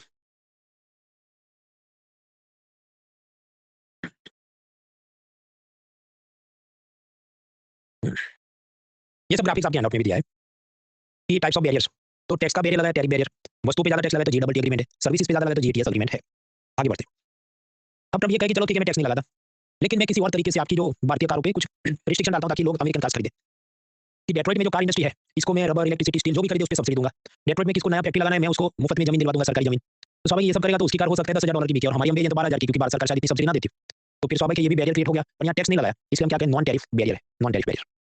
डब्ल्यूटीओ इसको रोकना चाहता है, तो इसके वास्ते एग्रीमेंट्स है कि अगर गुड्स यानी वस्तुओं पर ऐसे बैरियर क्रिएट किए जा रहे हैं जैसे कार्स पे, तो subsidy and countervailing measures है, एससीएम एग्रीमेंट है। मतलब नॉन फूड प्रोडक्ट्स, खाने पीने के अलावा वाली चीजों पर सब्सिडी कम करो, बैरियर्स कम रखो, that is subsidy and countervailing measures, SCM agreement. अगर एग्रीकल्चर पर मान लो ट्रम्प उनके लोकल किसानों को बहुत सब्सिडी देते हैं, उनका सस्ता भारत का दाना बोलेंगे नहीं, एग्रीकल्चर पे भी सब्सिडी कम करानी है, उसके वास्ते एग्रीमेंट ऑन एग्रीकल्चर और उसमें सब्सिडी एग्रीकल्चर पे कम करें। तो नॉन टैरिफ बैरियर सब टॉपिक सब्सिडीज पे एससीएम और एग्रीकल्चर एग्रीमेंट है। तो ये भी आपके हैंडआउट में दिया graphics, let me zoom in. ये नॉन टैरिफ बैरियर सब्सिडी, तो इसमें क्या नॉन फूड आइटम है जैसे कार तो एससीएम एग्रीमेंट, फूड आइटम है जैसे फूड तो एग्रीमेंट ऑन एग्रीकल्चर। इसमें सब वो amber blocks, green box subsidy भी है, वो आगे देखते हैं, अभी हम सिर्फ बैरियर की बात करें। ट्रम्प का ठीक है टैक्स भी नहीं लगाता, लोकल इंडस्ट्री को सब्सिडी भी नहीं देता, पर मैं कुछ और करके इंडिया की कार्स का एक्सपोर्ट भारत अमेरिका में आने से रोकूंगा। कि वो ऐसी शर्तें करें कि देखो जब अमेरिका में जो इनके आईएएस ऑफिसर्स होंगे उनकी रॉयल एंट्री के लिए कार खरीदनी होगी तो सिर्फ मेड इन अमेरिका कार खरीदेंगे, भारत की गाड़ियां नहीं खरीदेंगे। यानी गवर्नमेंट प्रोक्योरमेंट के अंदर बैरियर क्रिएट कर दिया जाए कि इंडियन कार मेकर अप्लाई नहीं कर सके। दूसरा, वैसे सब सेफ्टी के गाइडलाइंस इशू करे कि देखो कार का जो पेंट है इसमें इतने ग्राम से ज्यादा लेड, आर्सेनिक वगैरह नहीं होना चाहिए, और वो इतना हाई लेवल ऑफ प्योरिटी मांगे कि जो भारत की इंडस्ट्री आप जानते हैं उतना कर नहीं पाएगी, तो अपना माल वैसे भी बैन हो जाएगा। फिर वो माल ऐसा कहे कि नहीं देखो अमेरिका में people are very concern about skin cancer, तो ऐसा गाड़ी की सारी ग्लास एंटी कोटिंग का होना चाहिए, गाड़ी में 4 सीट है तो 4 एयरबैग होने चाहिए। अब इधर यार गाड़ियां तो मतलब आजकल 15 लाख 20 लाख कुछ भी भाव चल रहा है, लेकिन फिर भी सभी जगह पर सीट बेल्ट करे, वो एयरबैग नहीं लगाते अपना खर्चा कम रखने के लिए। तो फिर ये ट्रम्प सब क्वालिटी गाइडलाइंस इशू करे और अपना माल वहां पर बिक नहीं पाएगा। Again WTO will come into picture. WTO कहता है कि देखो नॉन फूड आइटम है जैसे कार, उसमें ऐसे आपने सब रूल्स बना दिए कि एयरबैग्स ठीक है सेफ्टी के लिए चाहिए, लेकिन वो साइंटिफिकली प्रूवन बात होनी चाहिए। जरूरत से ज्यादा वो अनरियलिस्टिक आपको नहीं लिखना चाहिए उसमें सब। अगर कोई देश ऐसा करता है तो सामने वाला देश कंप्लेन कर सकता है और डब्ल्यूटीओ इंसाफ करेगा। तो that is technical barriers to trade, उसका एग्रीमेंट है टीबीटी। खाने पीने की चीज में भी ऐसा हो सकता है। कई बार ये होता है कि मान लो भारत से हमने मैंगो यूरोप में एक्सपोर्ट किया और उसके अंदर कुछ ना कुछ कीड़े निकलेंगे, जैसे फ्रूट फ्लाई ऐसा उसमें से मक्खी निकल जाती है। तो यूरोपियन यूनियन क्या बोलता है, ये जो फ्रूट फ्लाई है ये तो इन्वेजिव एलियन स्पीसीज हो गई और ये हमारी एनवायरमेंट बायोडायवर्सिटी के लिए बड़ा खतरा है। तुम जो झींगा मछली बेचते हो उसके अंदर बहुत सारा पेस्टिसाइड और हैवी मेटल और केमिकल है जो हमारी हेल्थ के लिए खराब है। तो हम इंडिया के एग्रीकल्चर एक्सपोर्ट पे यूरोपियन यूनियन बैन लगाता है। वो लगा सकता है, इट इज अलाउड, लेकिन वो सब साइंटिफिकली लॉजिकल बात होनी चाहिए। जैसे अगर हम ये कहें कि मैंगो में 0% बैक्टीरिया होना चाहिए, तो ये लॉजिकल बात है क्योंकि आप जानते हैं बैक्टीरिया हर जगह पर है, तो कुछ तो बैक्टीरिया होगा, 0% तो हो नहीं सकता सिवाय कि आप एकदम लैब के अंदर इसको रखो। तो ऐसा कोई इलॉजिकल बात करता है और फिर प्रोडक्ट्स को बैन कराता है, तो उसके खिलाफ लड़ने के लिए डब्ल्यूटीओ का एग्रीमेंट है एसपीएस, फुल फॉर्म याद रखना है, sanitary and phytosanitary measures, SPS. मतलब yes, product can be ban for safety and environment and biodiversity etcetera, yes, पर वो साइंटिफिकली ठीक बात होनी चाहिए। तो ये भी आपके हैंडआउट में ग्राफिक्स दिया है कि नॉन टैरिफ बैरियर, ओके, उसमें क्या क्वालिटी कंट्रोल, उसमें ये गाड़ी का एयरबैग्स वगैरह तो technical barriers to trade, food के अंदर इंसेक्ट वगैरह तो सैनिटरी एंड फाइटोसैनिटरी एग्रीमेंट्स, ये हमने देखा। तो ये तो खैर हम पढ़ते ही थे, इसमें कुछ नया नहीं है, लेकिन फिर नया इकोनॉमिक सर्वे आया, उसने इसको थोड़ा और रिफाइन करके बताया, और मैं एमसीक्यू पास करने so will again let us relook at this thing. तो मैंने आपको सिखाया बैरियर्स टू ग्लोबल ट्रेड। एक तो टैरिफ बैरियर मतलब इंपोर्टेड चीज पे टैक्स ज्यादा लगा दो, जैसे भारत के माल पे 26%, चाइना पे 34 पे, अभी तो बढ़ा के कुछ 125 किया, बांग्लादेश पे 37 वगैरह, तो ये तो टैरिफ बैरियर आप समझते हैं। नॉन टैरिफ बैरियर क्या कि टैक्स के अलावा वाले तरीकों से बाधाएं खड़ी की जाए, उसमें दो जात की बाधा हो सकती है, technical and non technical barriers, इसे हम समझते हैं क्योंकि इकोनॉमिक सर्वे थोड़ी गहराई में बात की। तो we are at non tariff barriers. इसके अंदर कुछ टेक्निकल बैरियर्स हो सकते हैं, जैसे क्वालिटी की गाड़ी के अंदर, ये मैंने आपको बताया 4 सीट है तो 4 एयरबैग होना चाहिए, मतलब क्वालिटी बोलो या सेफ्टी बोलो एक ही बात है। हेल्थ, जैसे ये तुम्हारा एप्पल एक्सपोर्ट किया, इसमें कीड़े नहीं होने चाहिए, ये है। फिर है एनवायरमेंटल, एनवायरमेंटल वाला नया हमको समझना है, इकोनॉमिक सर्वे ने बताया ये देखो आजकल क्वालिटी सेफ्टी वगैरह की जो भी चीज़ है, तो इंडिया को भी समझ आ गया कि यूरोप वाले ये सब में अपने को बैन करते हैं, तो इंडियन सरकार ने अलग स्कीम्स चालू की, तो क्वालिटी जो भी पहले से ठीक की होगी तो आजकल बैन कर नहीं पाते वो इतना। तो अब यूरोपियन यूनियन क्या कहे, नया कुछ लेके आएंगे वो कि तुम लोग ठीक है क्वालिटी और हेल्थ और सेफ्टी तो ठीक है, पर तुम एनवायरमेंट को नुकसान करते हो, इससे तुम्हारे प्रोडक्ट को बैन करेंगे। ऐसे वो दो मैकेनिज्म लेके आए, सीबीएम एंड ईयूडीआर समझते हैं। सीबीएम से तो फुल फॉर्म याद रखना है, कार्बन बॉर्डर एडजस्टमेंट मैकेनिज्म। वैसा कि इंडिया से हम लोग स्टील, एल्यूमिनियम, फर्टिलाइजर ये सब एक्सपोर्ट करें, तो यूरोपियन यूनियन वाले के देखो तुम तो बहुत प्रदूषण करके कोयला जला के ये सब मैन्युफैक्चर करते हो, तो तुम्हारे इस स्टील पे जो इंडिया ने यूरोप में एक्सपोर्ट किया है, उस पे 20 से 35% और टैक्स चढ़ा देंगे। अब असल में समझो ये टैक्स नहीं है, वो ऐसा है कि भारत के वो जो भी एक्सपोर्टर है या उसको खरीदने वाली जो भी यूरोप की इंपोर्टर कंपनी है, उन्होंने कार्बन क्रेडिट सर्टिफिकेट खरीदने होंगे कहीं और से, तो उसका उतना खर्चा बढ़ जाएगा कि $100 का स्टील मंगाया, उस पे 20 से 35% और खर्चा ये कार्बन सर्टिफिकेट लेने का हो जाएगा। कार्बन सर्टिफिकेट क्या होते हैं वो सब आप एनवायरमेंट के कोर्स या बुक्स में देख लेना। तो रिमेंबर, इसको आम भाषा में समझा इसलिए बोला क्या जाता है कार्बन टैक्स, लेकिन ये कार्बन टैक्स नहीं है, ये असल में दूसरी मैकेनिज्म है कि कार्बन क्रेडिट सर्टिफिकेट ऐसा एडिशनल लेना पड़ेगा, तो प्राइस बढ़ जाता है चीज़ का। इस कारण से देखो ये जो सीबीएम है इसको कहा गया नॉन टैरिफ बैरियर, क्योंकि समझो टैक्स लगाते तो टैरिफ बैरियर है, पर ये टैक्स वाला नहीं है, ये टैक्स के बाहर वाला है। तो यूरोपियन यूनियन भी शातिर है, उसको पता है टैक्स करके मैं बोलूंगा तो कोई ना कोई डब्ल्यूटीओ में जाएगा, हम केस हार जाएंगे, फिर नया लेके आएंगे। और एनवायरमेंट का बोलेंगे तो डब्ल्यूटीओ वाला भी बहुत ज्यादा इसमें टांग नहीं अड़ा पाएगा, वरना हम कहेंगे देखो यूएनएफटीपीसी और पेरिस डील में ये बोला था वो बोला था। तो that is carbon border adjustment mechanism.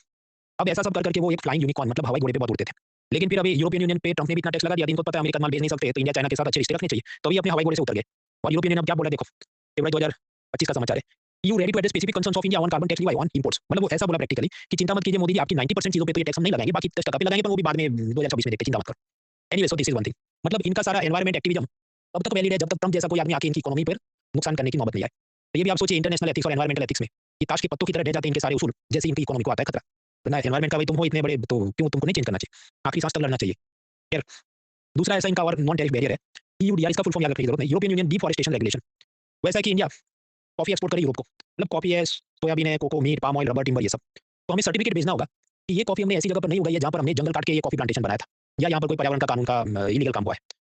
ऐसा ही अगर लकड़ी भेजा तो भी जंगल काट के हमने लकड़ी नहीं भेजा है, उसका फर्नीचर टेबल भेजा तो भी उसका सर्टिफिकेट दो। और अगर ऐसा सर्टिफिकेट नहीं दे पाए, या इनके इंस्पेक्टर, मतलब आपको भारत सरकार सर्टिफिकेट लिख भी दे, पर यूरोपियन यूनियन के इंस्पेक्टर आके फिर चेक करेंगे कि सही है कि नहीं, ग्राउंड पे क्या सिचुएशन है, और इनको कुछ अलग चीज दिखी तो पेनल्टी भी लग सकती है और इंडिया के प्रोडक्ट बैन भी हो सकते हैं। तो ऐसा इनका यूरोपियन यूनियन का डिफॉरेस्टेशन रूल, ये भी पहले तो लगाने वाले थे, आप बोले नहीं 2025 दिसंबर में देखते हैं, फिर 26 में, क्योंकि ट्रंप आया तो फिर ये लाइन पे आ गए। इसलिए एस जयशंकर विदेश मंत्री ने कहा कि ट्रंप की पॉलिसीज कुछ कुछ जगह पर भारत को असल में मदद कर रही है, वरना ये अपने हवाई घोड़े से हमको बहुत कुछ डिक्टेट कर रहे थे। तो we are talking about non tariff barriers. सब टॉपिक टेक्निकल, तो उसमें quality airbag, safety airbag, health का ये इंसेक्ट इन द फूड्स ये देखा। Environmental technical non tariff barriers मैंने आपको दो सिखाए, कौन से, कार्बन बॉर्डर वाला और ये जंगल काटा उसका डिफॉरेस्टेशन रूल्स। तो दिस इज मतलब गिवन इकोनॉमिक सर्वे, ये हमने देखा। अब हम दूसरी तरफ जाते हैं, नॉन टैरिफ बैरियर्स मतलब टैक्स के अलावा वाली चीजें, और उसमें नॉन टेक्निकल, मतलब उसमें ये सब सोच ले बाजी ना हो, पर सीधा मत करो, सब्सिडी दे दिया जाए लोकल इंडस्ट्री को, लोकल ये सब एक्सपोर्टर को लोन दे दिया जाए सस्ते ब्याज पे, उस पे क्रेडिट गारंटी दे दे सरकार, कुछ लाइसेंस या कोटा सिस्टम रखी जाए, ऐसी चीजें जो अभी आगे हम देखते हैं। फॉर एग्जांपल, पिलर 5 इंफ्रास्ट्रक्चर सब टॉपिक एनर्जी इंफ्रास्ट्रक्चर में हम देखेंगे कि कुछ एक Jawaharlal Nehru national solar mission है, उसमें भारत सरकार ने ये कहा कि देखो ये जितनी सरकारी कॉलेज है, यूनिवर्सिटी है, इस पे तुम लोग रूफटॉप सोलर प्लांट लगाओ, और ऐसी सोलर पैनल जो भी यूनिवर्सिटी खरीद के लगाएगी, मान लो ₹1,00,000 की है, तो भारत सरकार उस पे सब्सिडी देगी, और ऐसा ही फिर वो प्रधानमंत्री सौर हर घर बिजली योजना वगैरह, उसमें आप भी इंडिविजुअल फैमिली भी लगाए तो उसको भी सब्सिडी मिले। लेकिन इसमें भारत सरकार की शर्त है कि ये जो सोलर पैनल है, ये made in India solar panel होना चाहिए, made in America, made in China वाला नहीं चलेगा। तो यानी अमेरिका का कोई सोलर पैनल मैन्युफैक्चरर या एक्सपोर्टर है, उसको पता कि मेरा प्रोडक्ट सेफ भी है, हाई क्वालिटी भी है, फिर भी वो कम्पीट नहीं कर पाएगा ना भाई, क्योंकि भारत सरकार अदानी को सब्सिडी देगी, तो हम तो अदानी का ही माल खरीदेंगे, वो सस्ता पैनल हमको मिल जाएगा। तो अब अमेरिकन बिजनेसमैन क्या सोचे कि देखो मैं अदानी के साथ 50-50 पार्टनरशिप में जॉइंट वेंचर कंपनी बना के भारत में मैन्युफैक्चरिंग चालू करता हूँ, तो फिर तो मेरे पैनल को भी सब्सिडी मिलेगी और अपना धंधा चलता रहेगा। और अगर वो 50-50 पार्टनरशिप कर रहा है, यानी कि वो आदमी भारत में डॉलर भेज रहा है, और 50-50 मतलब मोर देन 10% शेयर होल्डिंग है, तो आप क्या बोलेंगे, एफडीआई। इकोनॉमिक सर्वे ने कहा कि ऐसे जो नॉन टैरिफ बैरियर्स हैं, वो इनडायरेक्टली भारत में या किसी भी देश में एफडीआई को भी बढ़ावा देने में मदद करते हैं, दैट इज करेक्ट।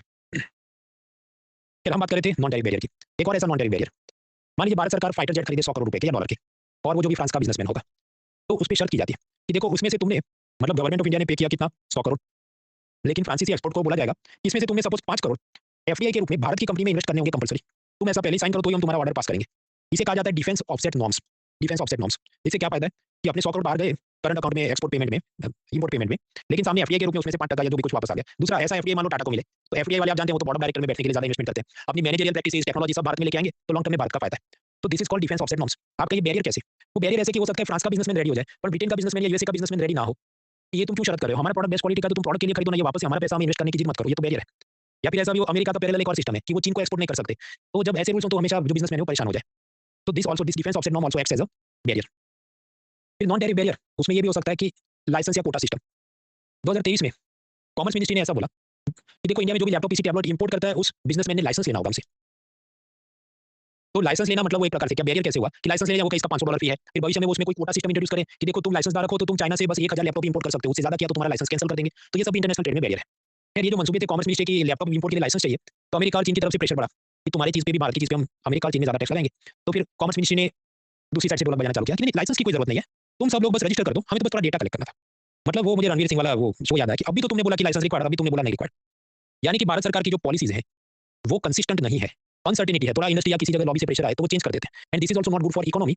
ऐसा रवीश कुमार तो बोलेंगे ही, इकोनॉमिक सर्वे भी बोलता है। तो वो सब मिक्स में हम देखेंगे कि इकोनॉमिक पॉलिसी अनसर्टेनिटी किसी भी देश के जीडीपी ग्रोथ को कैसे नुकसान करता है। तो हमने देखा बैरियर्स में टैरिफ बैरियर, मतलब टैक्स ज्यादा चढ़ा दिया, वो तो हमने देख लिया। और अभी हमने क्या देखा, ये सब फ्रूट और फॉरेस्ट और ये सब नॉन टैरिफ बैरियर। फिर इकोनॉमिक सर्वे ने दोनों को कंपेयर किया कि देखो जो टैरिफ बैरियर है कि ट्रम्प ने भारत पे 26% टैक्स चढ़ा दिया, तो ब्रॉड बेस्ड है, मतलब एक ही अपना स्वीपिंग एग्रीमेंट और सब चीजों पे सेम थिंग। जबकि नॉन टैरिफ बैरियर क्या है, ये ग्रैन्युलर होते हैं, मतलब ये पूरी रोटी नहीं है, इसके छोटे छोटे कण हैं आटे के, कि एप्पल पे अलग चलेगा, फॉरेस्ट का कॉफी का अलग चलेगा, सब्सिडी का तीसरा चलेगा, सेक्टर स्पेसिफिक रहता है। तो आप 1% से सारी चीज को नहीं समझा सकते, इट इज ग्रैन्युलर, कण कण में ये तो छुपा है। इस कारण से it is difficult to measure, इसको नापना मुश्किल है नॉन टैरिफ बैरियर को। और ये कोरोना के बाद से नॉन टैरिफ बैरियर बहुत बढ़ रहे हैं, क्योंकि टैक्स चढ़ाने थे वो तो चढ़ा, लेकिन फिर भी इनको लगा डब्ल्यूटीओ में को जाएगा ये वो, तो ये सब चीजों की मदद से भी हम अपनी लोकल इंडस्ट्री को प्रोटेक्ट करने की कोशिश करेंगे। अब मैंने आपको डब्ल्यूटीओ ये सब, खैर उसके एग्रीमेंट तो है, अपन वो कुछ कर नहीं पा रहा है, अमेरिका चीन और अभी हम सब देख रहे हैं। तो रीजनल एग्रीमेंट्स बढ़ रहे हैं, इंडिया ऑस्ट्रेलिया, इंडिया यूएई वगैरह बढ़ रहा है। जियो पॉलिटिक्स डिसाइड करता है कि ग्लोबल ट्रेड कहाँ कैसे होगा, कौन किसे क्या बेचेगा, कौन कहाँ से क्या खरीदेगा। इसके बाद डब्ल्यूटीओ के 3 छोटे एग्रीमेंट भी समझते हैं, फिर आगे ब्रेक लेके और चीजें समझनी। विदेशी निवेश, फॉरेन इन्वेस्टमेंट को प्रमोट करने के लिए TRIMS agreement, trade related investment measures on foreigners. ये सिर्फ गुड्स पे लगता है, सर्विसेज पे नहीं लगता है। ये भी मुझको नहीं पता था, इन्होंने पीवाईक्यू में पूछा, हालांकि उनके पूछने के बाद भी मैं कहता हूं इतना सब हम तैयार करके नहीं जा सकते, क्योंकि ट्रिम्स एग्रीमेंट इतना फेमस है ही नहीं, पहली बात। सेकंड, जब आप इंटरनेशनल ट्रेड को प्रमोट करना चाहते हैं तो पायरेसी इज अ चैलेंज, क्योंकि अमेरिका का सॉफ्टवेयर का कोई पायरेसी करे तो उसका कहां से वो बेच पाएगा फिर, जो ऑथेंटिक सॉफ्टवेयर बनाता है। तो piracy, copyright, patent, geographical indications, ये सब इंटेलेक्चुअल प्रॉपर्टी राइट्स को प्रोटेक्ट करने के लिए डब्ल्यूटीओ का ट्रिप्स एग्रीमेंट है, full form is important, trade related intellectual property rights. इसमें कॉपीराइट, पेटेंट, ये सब की बात है। ये चीजें क्या है, पिलर 4 बी मैन्युफैक्चरिंग सब टॉपिक आईपीआर में हम देखेंगे। तीसरा, प्लूरिलेटरल एग्रीमेंट, मतलब ऐसे एग्रीमेंट जिस पे डब्ल्यूटीओ ने सारे, डब्ल्यूटीओ मान लो 180 मेंबर्स हो, 180, तो सभी के सभी मेंबर्स ने हस्ताक्षर नहीं किया, सभी ने साइन नहीं किया। फॉर एग्जांपल डब्ल्यूटीओ का aircraft agreement, dairy product agreement, ये गाय भैंस के मांस का एग्रीमेंट, तो इन सब पे सारे देशों ने साइन नहीं किया, कुछ ही देशों ने साइन किया है, और उतने देशों पे वो एग्रीमेंट शायद लगता भी होगा, तो दे आर कॉल्ड प्लूरिलेटरल एग्रीमेंट्स। इसके अलावा रिसेंट टाइम में एक और नया एग्रीमेंट इन्होंने बनाया था कि मत्स्य पालन, समंदर से मछली पकड़ने पे सरकार जो सब्सिडी देती है उसको कम करो ताकि एनवायरमेंट कंजर्वेशन हो। Agreement on fisheries subsidies. So these are the other miscellaneous agreements of WTO. Major वाले तो याद कौन से रखने, जीए डबल टी है, जीएटीएस है, एसईएम है, एग्रीमेंट ऑन एग्रीकल्चर है, सैनिटरी फाइटोसैनिटरी एग्रीमेंट है, 4-5 चीजें मुझे तो याद है, आपको भी याद रह जाएगा, वो हैंडआउट में ग्राफिक दिया, 2-4 बार रिवाइज करो, नथिंग रॉकेट साइंस। इसके बाद आएगा डिस्प्यूट सेटलमेंट बॉडी और उसके अलग अलग समिट्स, वो भी हम देखेंगे, अपन से देखेंगे। तो let's take a break for 5 minutes, then we move forward.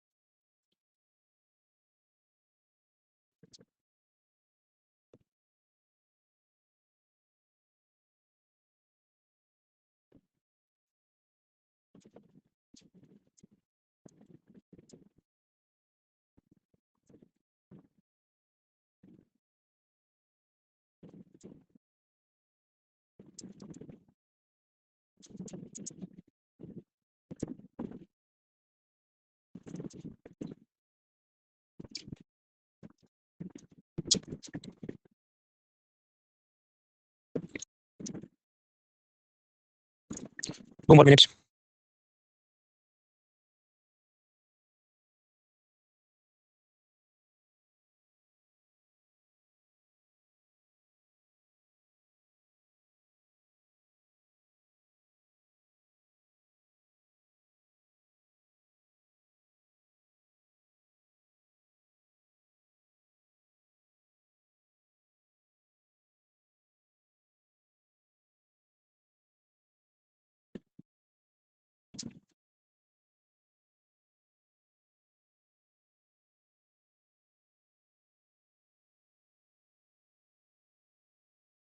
30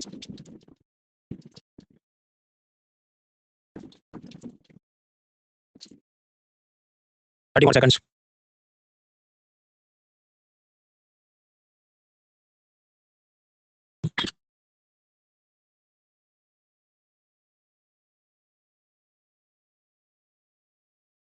हमारे फ्रेंड्स आगे बढ़ने से पहले टाइमिंग लाइन के में देख सकते हैं 170 करें। हर्षित आशित कवि अमर ऋषि प्रभात हीलर राघवेंद्र दान से मूव फॉरवर्ड। डब्ल्यूटीओ देखा, उसके बैरियर्स और सब्सिडीज के बारे में देखा। अभी हम देखते हैं डिस्प्यूट्स। मान लीजिए यूएसए ने भारत की चीजों पे ज्यादा टैक्स लगा दिया और हम कहें ये जीएटीएस एग्रीमेंट के खिलाफ है, तो हम कंप्लेन करने कहाँ जाए? हाईकोर्ट में जाए। तो हाईकोर्ट का नाम है डब्ल्यूटीओ की डिस्प्यूट सेटलमेंट बॉडी। अब होता यह है कि जब भी इंडिया ये हाईकोर्ट में जाता है, इंडिया हार जाता है, तो फिर हम सुप्रीम कोर्ट में जाएंगे। That is called WTO appellate body, ये भी। अब तकलीफ ये है कि अपीलेट बॉडी में जो जजेस होने चाहिए वो है ही नहीं। इसका कारण कि यहाँ पर जज का सिलेक्शन कोई एग्जाम से नहीं होता है। जितने मेंबर्स हैं, मान लो 180 कंट्रीज, तो सभी 180 कंट्रीज ने यस बोलना चाहिए उस आदमी के नॉमिनेशन पे, तभी उसका सिलेक्शन होता है। तो ट्रंप जब पहली बार प्रेसिडेंट था, उसने क्या किया? किसी का भी नाम आए, नो नो नो रिजेक्ट ही करे। तो अल्टीमेटली क्या पुराने जज रिटायर होंगे? नया तो कोई भर्ती हुआ ही नहीं, तो जज ही नहीं है, या बहुत कम है, तो सारे केस पेंडिंग है। तो WTO dispute settlement body.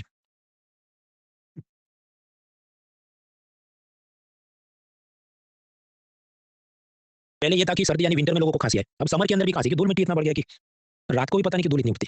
Now WTO dispute settlement body, वो क्या? वो हाई कोर्ट है, उसमें मार गया तो सुप्रीम कोर्ट में जाए, सुप्रीम कोर्ट में जज है नहीं, इस कारण से केसेस पेंडिंग है। तो भारत सरकार डब्ल्यूटीओ के जजमेंट मानती नहीं, ये बोल के हम तो सुप्रीम कोर्ट में गए हैं और वहां पर केस पेंडिंग है। ये मैं पढ़ नहीं रहा क्योंकि मैंने आपको लिस्ट बता दिया। अब प्रश्न ये, कैसे कौन कौन से केस में हम हार गए? देखिए, हार तो हम बहुत सारे केस में गए। पहला, मैंने आपको बताया कैसे भारत सरकार सोलर पैनल खरीदने पे सब्सिडी देती है, लेकिन इसमें शर्त है कि वो केवल इंडिया मेड सोलर पैनल पे सब्सिडी देती है। तो स्वाभाविक अमेरिकन बिजनेसमैन गए डब्ल्यूटीओ में और वो लोग जीत गए, तो डब्ल्यूटीओ ने भारत सरकार को तुम सब्सिडी बंद करो, लेकिन भारत सरकार ने सब्सिडी बंद नहीं की है। उसी तरह भारत सरकार शुगर इंडस्ट्री को बहुत सब्सिडी देती है, तो जो भी अर्जेंटीना ब्राजील वगैरह लोग गए होंगे, वो लोग जीत गए, डब्ल्यूटीओ ने भारत सरकार को तुम सब्सिडी बंद करो, तो भारत सरकार ने नहीं की। तीसरा, अमेरिकन ये जो भी चिकन मुर्गी पोल्ट्री है, इस पर भारत सरकार ने बैन लगाया है और उसका जस्टिफिकेशन ये दिया कि इससे एवियन फ्लू इन्फ्लुएंजा होने का जोखिम है। अमेरिका से मुर्गी आएगी तो फ्लू आ जाएगा।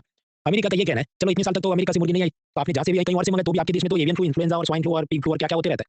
यानी कि आपका जो बैन है वो साइंटिफिक नहीं है, ऐसा कोई साइंटिफिक आप प्रूफ नहीं दे पाए कि अमेरिका की मुर्गी से आपका फ्लू होता है, जबकि तो कहीं से भी होता है। तो वहाँ पर भी यूएसए जीत गया, भारत सरकार हार गई। तो ये सब केस चलते हैं। तो हाईकोर्ट में हम हार गए, मतलब डिस्प्यूट सेटलमेंट बॉडी में हम लोग हार गए, तो हम सुप्रीम कोर्ट में गए, विच इज अपीलेट बॉडी, लेकिन वहाँ पर जजिस की वैकेंसी है, इस कारण से केसेस पेंडिंग है। तो डब्ल्यूटीओ का सिस्टम आप समझो एकदम बंगाल हो चुका है, ठीक से काम नहीं कर रहा है। तो ये जो डब्ल्यूटीओ की अपीलेट बॉडी क्राइसिस है, तो सॉल्यूशन क्या होगा? मान लीजिए कोर्ट या पुलिस ठीक काम नहीं कर रही, तो फिर लोग क्या करेंगे? किसी भाई के पास, किसी मुख्य डॉन के पास इंसाफ लेने जाएंगे, या अपना अलग से कुछ विजिलेंट ग्रुप या पंचायत जैसा बना देंगे। तो यूरोपियन यूनियन और चाइना ने ये किया कि देखो डब्ल्यूटीओ का तो कुछ जज का सेटल होना नहीं है, हम अपना अलग से अदालत बना लेते हैं, इसको हम कहेंगे multi party interim arbitration, MPI. तो यूरोपियन यूनियन क्या, हम अपना अलग पंचायत और अलग कोर्ट करते हैं, लेकिन इंडिया उसको ज्वाइन नहीं करता, क्योंकि इंडिया को लगता है उधर भी जाएंगे तो ये चाइना जब तक हावी रहेगा तो अपना कुछ इंसाफ होना है नहीं। तो इंडिया की ये चाहत है, ये मांग है कि डब्ल्यूटीओ की जो मैकेनिज्म है उसको रिवाइव किया जाए, वहां पर जजिस का अपॉइंटमेंट और आगे बढ़े। लेकिन ट्रंप का जो मिजाज चला है, मुझे नहीं लगता ये मैटर जल्दी सॉल्व होगा। तो डिस्प्यूट सेटलमेंट हमने देखा। आगे मुद्दा है most favoured nation. Most favoured nation यानी अग्रिम वरीयता वाला देश। वो ऐसा है, अगर कोई आपको उसकी शादी में बुलाए, तो आपने भी उसे अपनी शादी में बुलाना चाहिए। If someone invites you to his wedding, you should reciprocate, you should reciprocate. For example, India और ऑस्ट्रेलिया का फ्री ट्रेड एग्रीमेंट होता है, उसमें हमने ऐसा लिखा कि देखो ऑस्ट्रेलिया से जो भी कोयला आएगा उस पर 0% टैक्स। यानी इंडिया के लिए कोल इंपोर्ट करने के लिए मोस्ट फेवर्ड नेशन या बेस्ट फ्रेंड कौन है? ऑस्ट्रेलिया बेस्ट है, इसलिए तो बेस्ट फ्रेंड इसलिए 0% टैक्स किया है। तो सामने ऑस्ट्रेलिया के देखिए, आपने हमको अपनी शादी में बुलाया, तो हम भी आपको अपनी शादी में बुलाएंगे। तो जब भी शूज हम इंपोर्ट करेंगे इंडिया से, तो उस पर हम लोग लगाएंगे 0% टैक्स। यानी ऑस्ट्रेलिया के लिए शूज इंपोर्ट के वास्ते मोस्ट फेवर्ड नेशन कौन है? भारत। तो ये तो आपस में इन्होंने यारी दोस्ती निभा ली। अब चीन ये कहे कि देखिए ऑस्ट्रेलिया ने भारत को और भारत ने ऑस्ट्रेलिया को आपस में 0% टैक्स कर दिया, तो तुम लोगों ने एक दूसरे को अपनी शादी में बुलाया, तो हमने क्या पाप किया? हमको भी अपनी शादी में बुलाओ। तो रूल मैंने आपको बताया, क्या रूल है कि चीन भी हमें उसकी शादी में बुला ले। कि अगर चीन ये कहे कि मैं भारत से आने वाले फार्मा प्रोडक्ट पे 0% टैक्स लगाता हूँ, तो हम भी चीन से आने वाले चीज़ों पे, इलेक्ट्रॉनिक्स पे 0% टैक्स कर सकते हैं। तो this is the concept of most favoured nation. आप दूसरों को प्यार से, सम्मान से ट्रीट करिए और वो भी आपको रेसिप्रोकेट करे, ऐसी डब्ल्यूटीओ की इच्छा है। लेकिन आप जानते चीन ऐसा करेगा नहीं, भारत भी ऐसा करेगा नहीं। तो इस कारण से चीन जाके कंप्लेन नहीं कर सकता डब्ल्यूटीओ के कोर्ट में कि भारत हमारे साथ डिस्क्रिमिनेशन कर रहा है या बैरियर इंपोज कर रहा है, because they are not reciprocating, they are not treating us as their most favoured nation.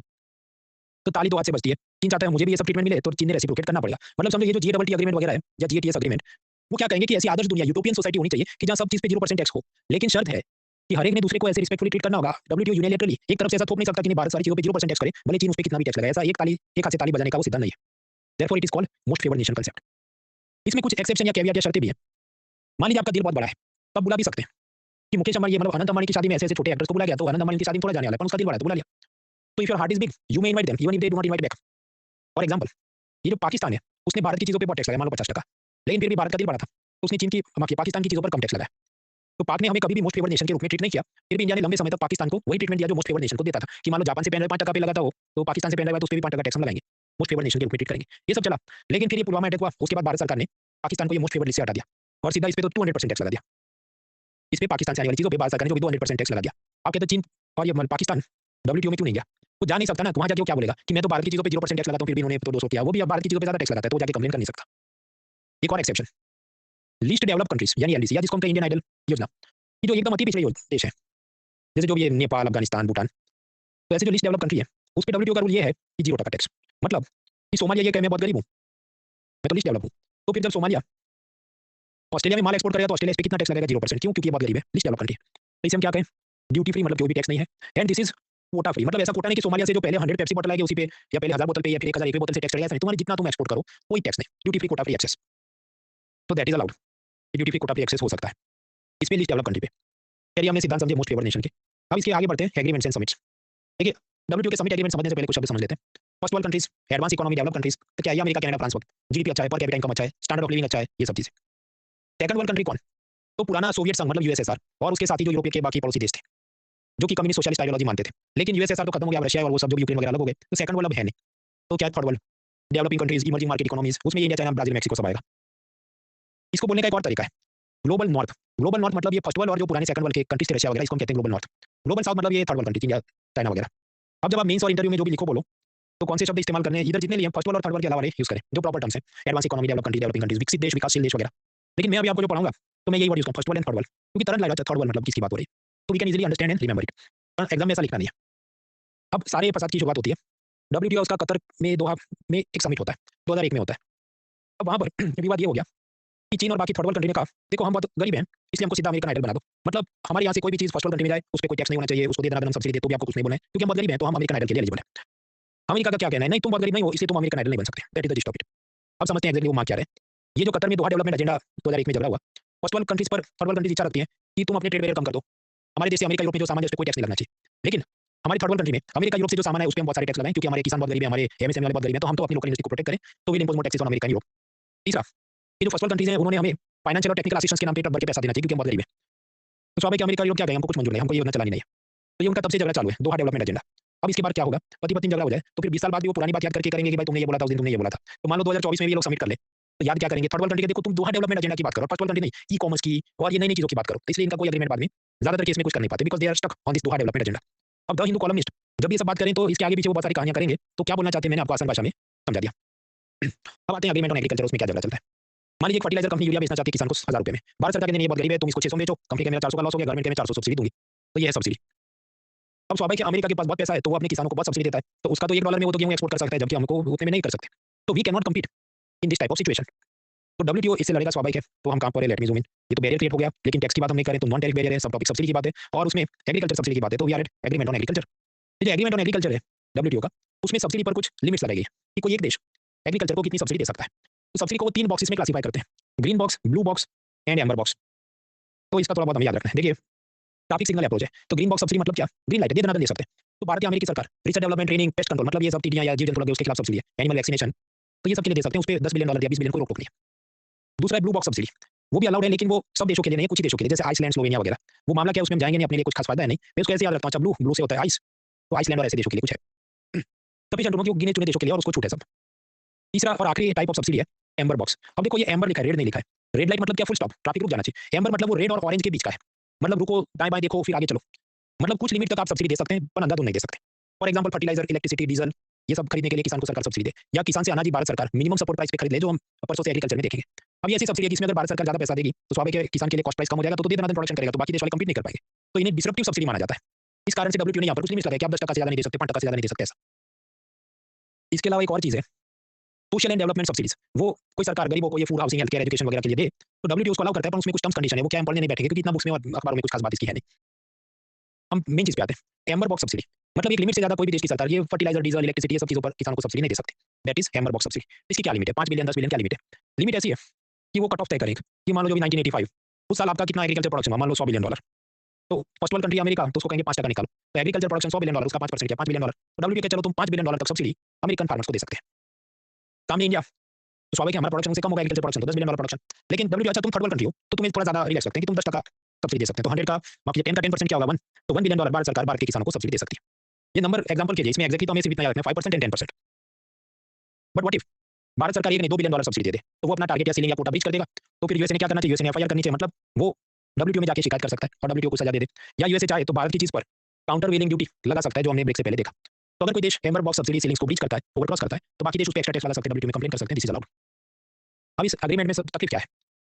Bharat का ये कहना है कि देखिए हमारे किसान बहुत गरीब हैं, तो हमें तो ज़्यादा सब्सिडी देनी है। दूसरा, आपने ये जो 10% हमको अलाउ किया कि एग्रीकल्चर प्रोडक्शन का 10% इतना सब्सिडी दे सकते हैं, लेकिन अमेरिका का प्रोडक्शन देखो $100 बिलियन का है, तो उसका 5% के नाम पे वो तो 5 बिलियन दे सकता है, हम तो फिर भी 1 बिलियन ही दे पा रहे हैं, भले 10% आप बोल रहे हो। तो एब्सोल्यूट परसेंटेज, एब्सोल्यूट आप जब निकालो परसेंटेज को कन्वर्ट करके, तो हम तो बहुत कम सब्सिडी दे पा रहे हैं, जबकि हमें ज़्यादा सब्सिडी देने की जरूरत है।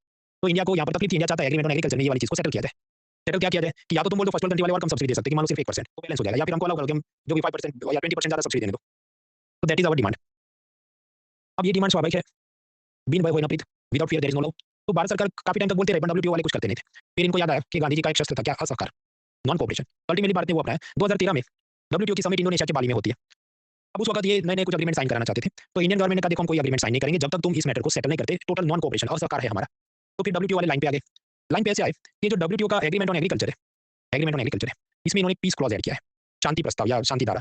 वो ऐसा है कि जैसे जेम्स बॉन्ड को आपको पता है लाइसेंस टू किल है कि वो किसी को भी मार दे तो उसको एफआईआर नहीं होगा, इसी तरह भारत सरकार वो टेम्पररी इम्यूनिटी, तो भारत में बाकी जो भी डेवलपिंग कंट्री सबको कि तुम दे देना अपने गरीबों को, किसानों को सब्सिडी दो, भले तुम कोई भी कोटा ब्रीच कर दो, तुम पे कोई एफआईआर नहीं होगी, लाइसेंस टू गिव सब्सिडी। ये टेम्पररी इम्यूनिटी है to India and other third world nations for their food subsidy programmes. तो बाली समिट और बाली एग्रीमेंट और इसके आसपास जो बात है, तो वो कॉलमिस्ट क्या बोलना चाहता है, वो ये सब बोलना चाहता है। अभी समझो मैटर अभी भी सेटल नहीं हुआ, ये है टेम्पररी इम्यूनिटी। पहले कुछ ऐसी बात थी 4 साल तक रखते हैं, तो मतलब कितना 2017 तक सेटल होना चाहिए, पर नहीं हुआ, तो फिर इसको और एक्सटेंड करते रहे, तो ये सेटल ही नहीं हुआ। इसलिए जो टेम्पररी चीज़ है वो धीरे-धीरे परमानेंट हो रही है। स्वाभाविक अमेरिका को मजा नहीं आता, इसलिए वो फिर डब्ल्यूटीओ की बात नहीं मानता। आगे एनीवेज, तो 2013 में डब्ल्यूटीओ की इंडोनेशिया के बाली में समिट हुई, उसमें इंडिया ने पहले नॉन कोऑपरेट किया, फिर इन्होंने कहा ठीक है आप दे देना सब्सिडी दो, पीस क्लॉज है। फिर भारत सरकार ने कहा चलो ठीक है अब हम बाकी एग्रीमेंट पे साइन करने को तैयार है। तो एक नया एग्रीमेंट निकल के आता है, ट्रेड फैसिलिटेशन एग्रीमेंट यानी टीएफए। वो ऐसा कि हर एक देश में जो भी कस्टम्स ऑफिसर होते हैं, import export document clearance checking, वो सब ऐसा एटीट्यूड छोड़ के ऐसा एटीट्यूड अपनाए, मतलब ईज ऑफ डूइंग बिजनेस हो, सब ऑनलाइन फॉर्म भर सके, इंपोर्टर एक्सपोर्टर सारी फीस पेनल्टी ऑनलाइन भर सके, कम इंस्पेक्शन हो, फास्टर क्लियरेंस हो, ये सब हर एक देश में करना होगा। तो that is trade facilitation agreement, जो भारत ने भी अपनाया। तो असल में वो तो 2013 में साइन किया होगा, लेकिन स्वाभाविक उसका इंप्लीमेंट होते टाइम लगता है, तो 2017 में वो इफेक्टिव होता है। भारत में उसका सब इंप्लीमेंट करने के लिए कैबिनेट सेक्रेटरी मतलब आईएएस ऑफिसर जो टॉप मोस्ट होता है, उसकी कमेटी काम देखती है। अभी 2-2 साल पे यूजुअली समिट होती है, तो बाली समिट में क्या हुआ मैंने आपको बताया। उसके बाद 2015 में समिट होती है नैरोबी, केन्या के अंदर होगा। अभी तुम इतना पुराना क्या पढ़ रहा है, ये सब कौन पूछेगा। देखिए 2 बातें, पहला जो स्टेट सर्विस एग्जाम वाले वो 20-25 साल तक तो क्वेश्चन बैंक अपडेट नहीं करते, तो उधर वही सब घिसा बेटा यही पूछेंगे।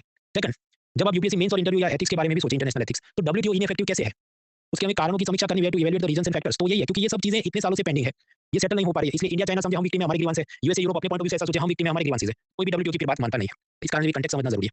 खैर, नैरोबी समिट में से एक चीज निकल के आती है, स्पेशल सेफगार्ड मैकेनिज्म एसएसएम। वो ऐसा कहता है कि मान लीजिए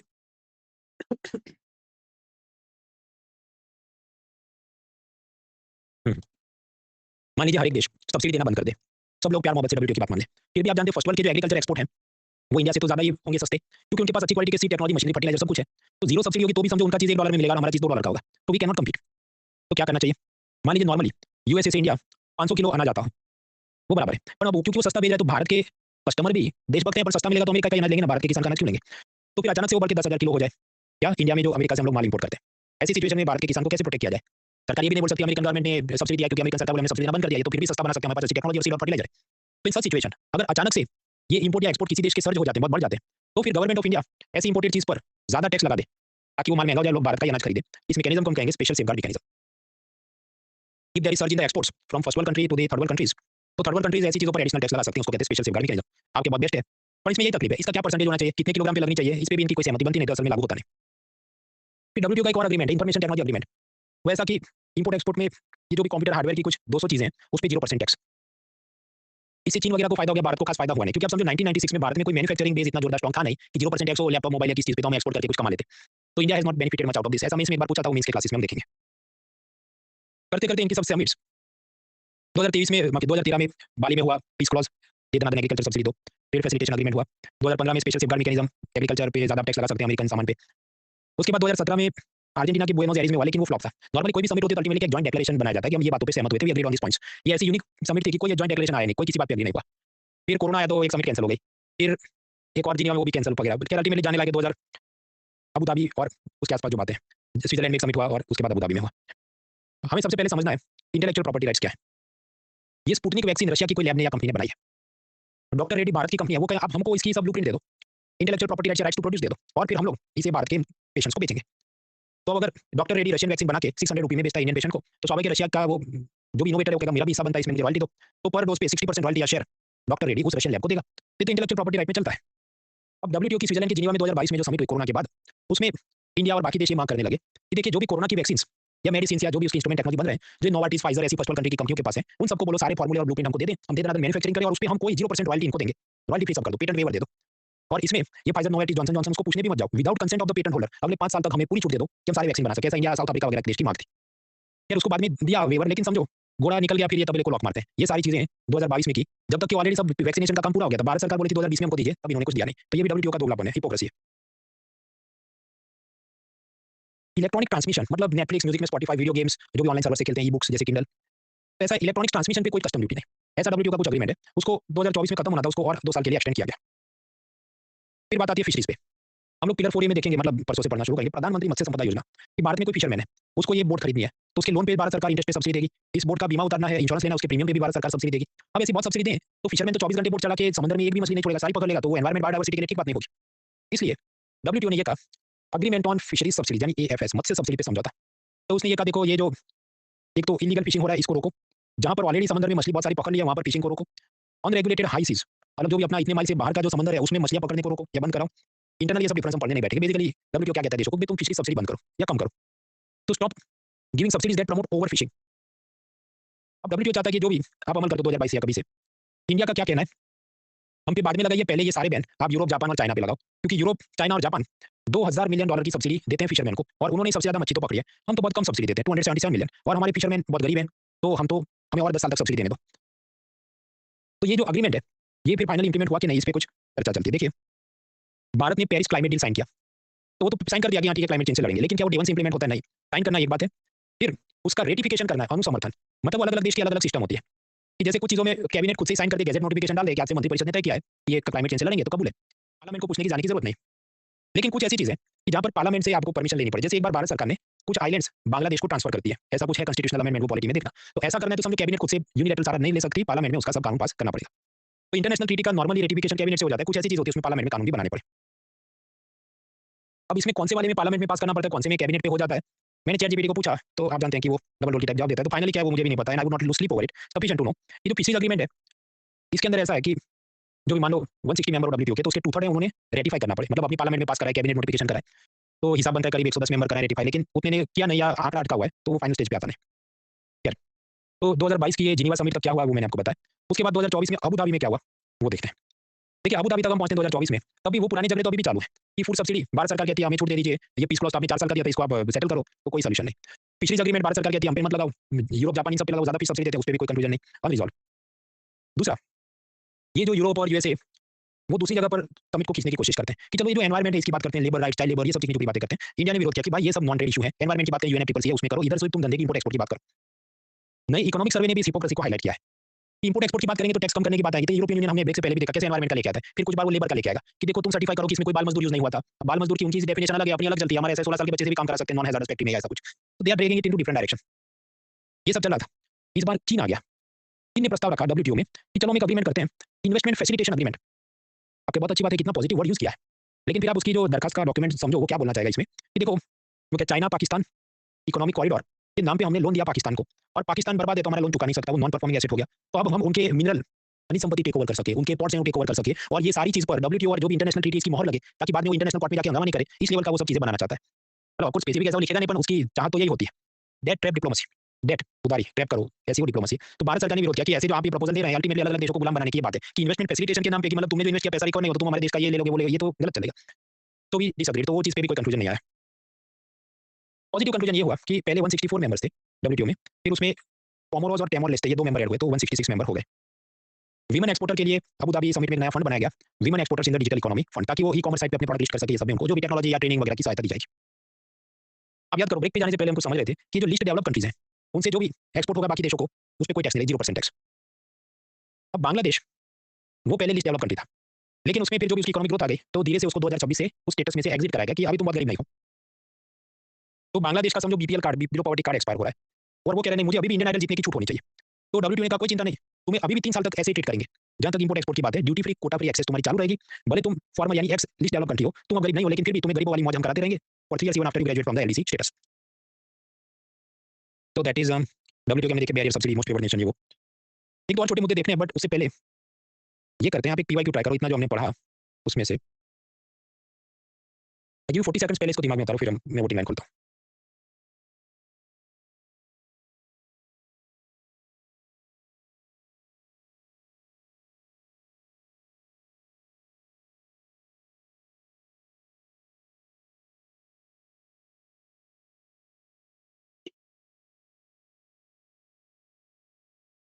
हाँ, तो मित्रों आपको क्या लगता है ये मोस्ट फेवर्ड नेशन सिद्धांत से आप क्या समझे?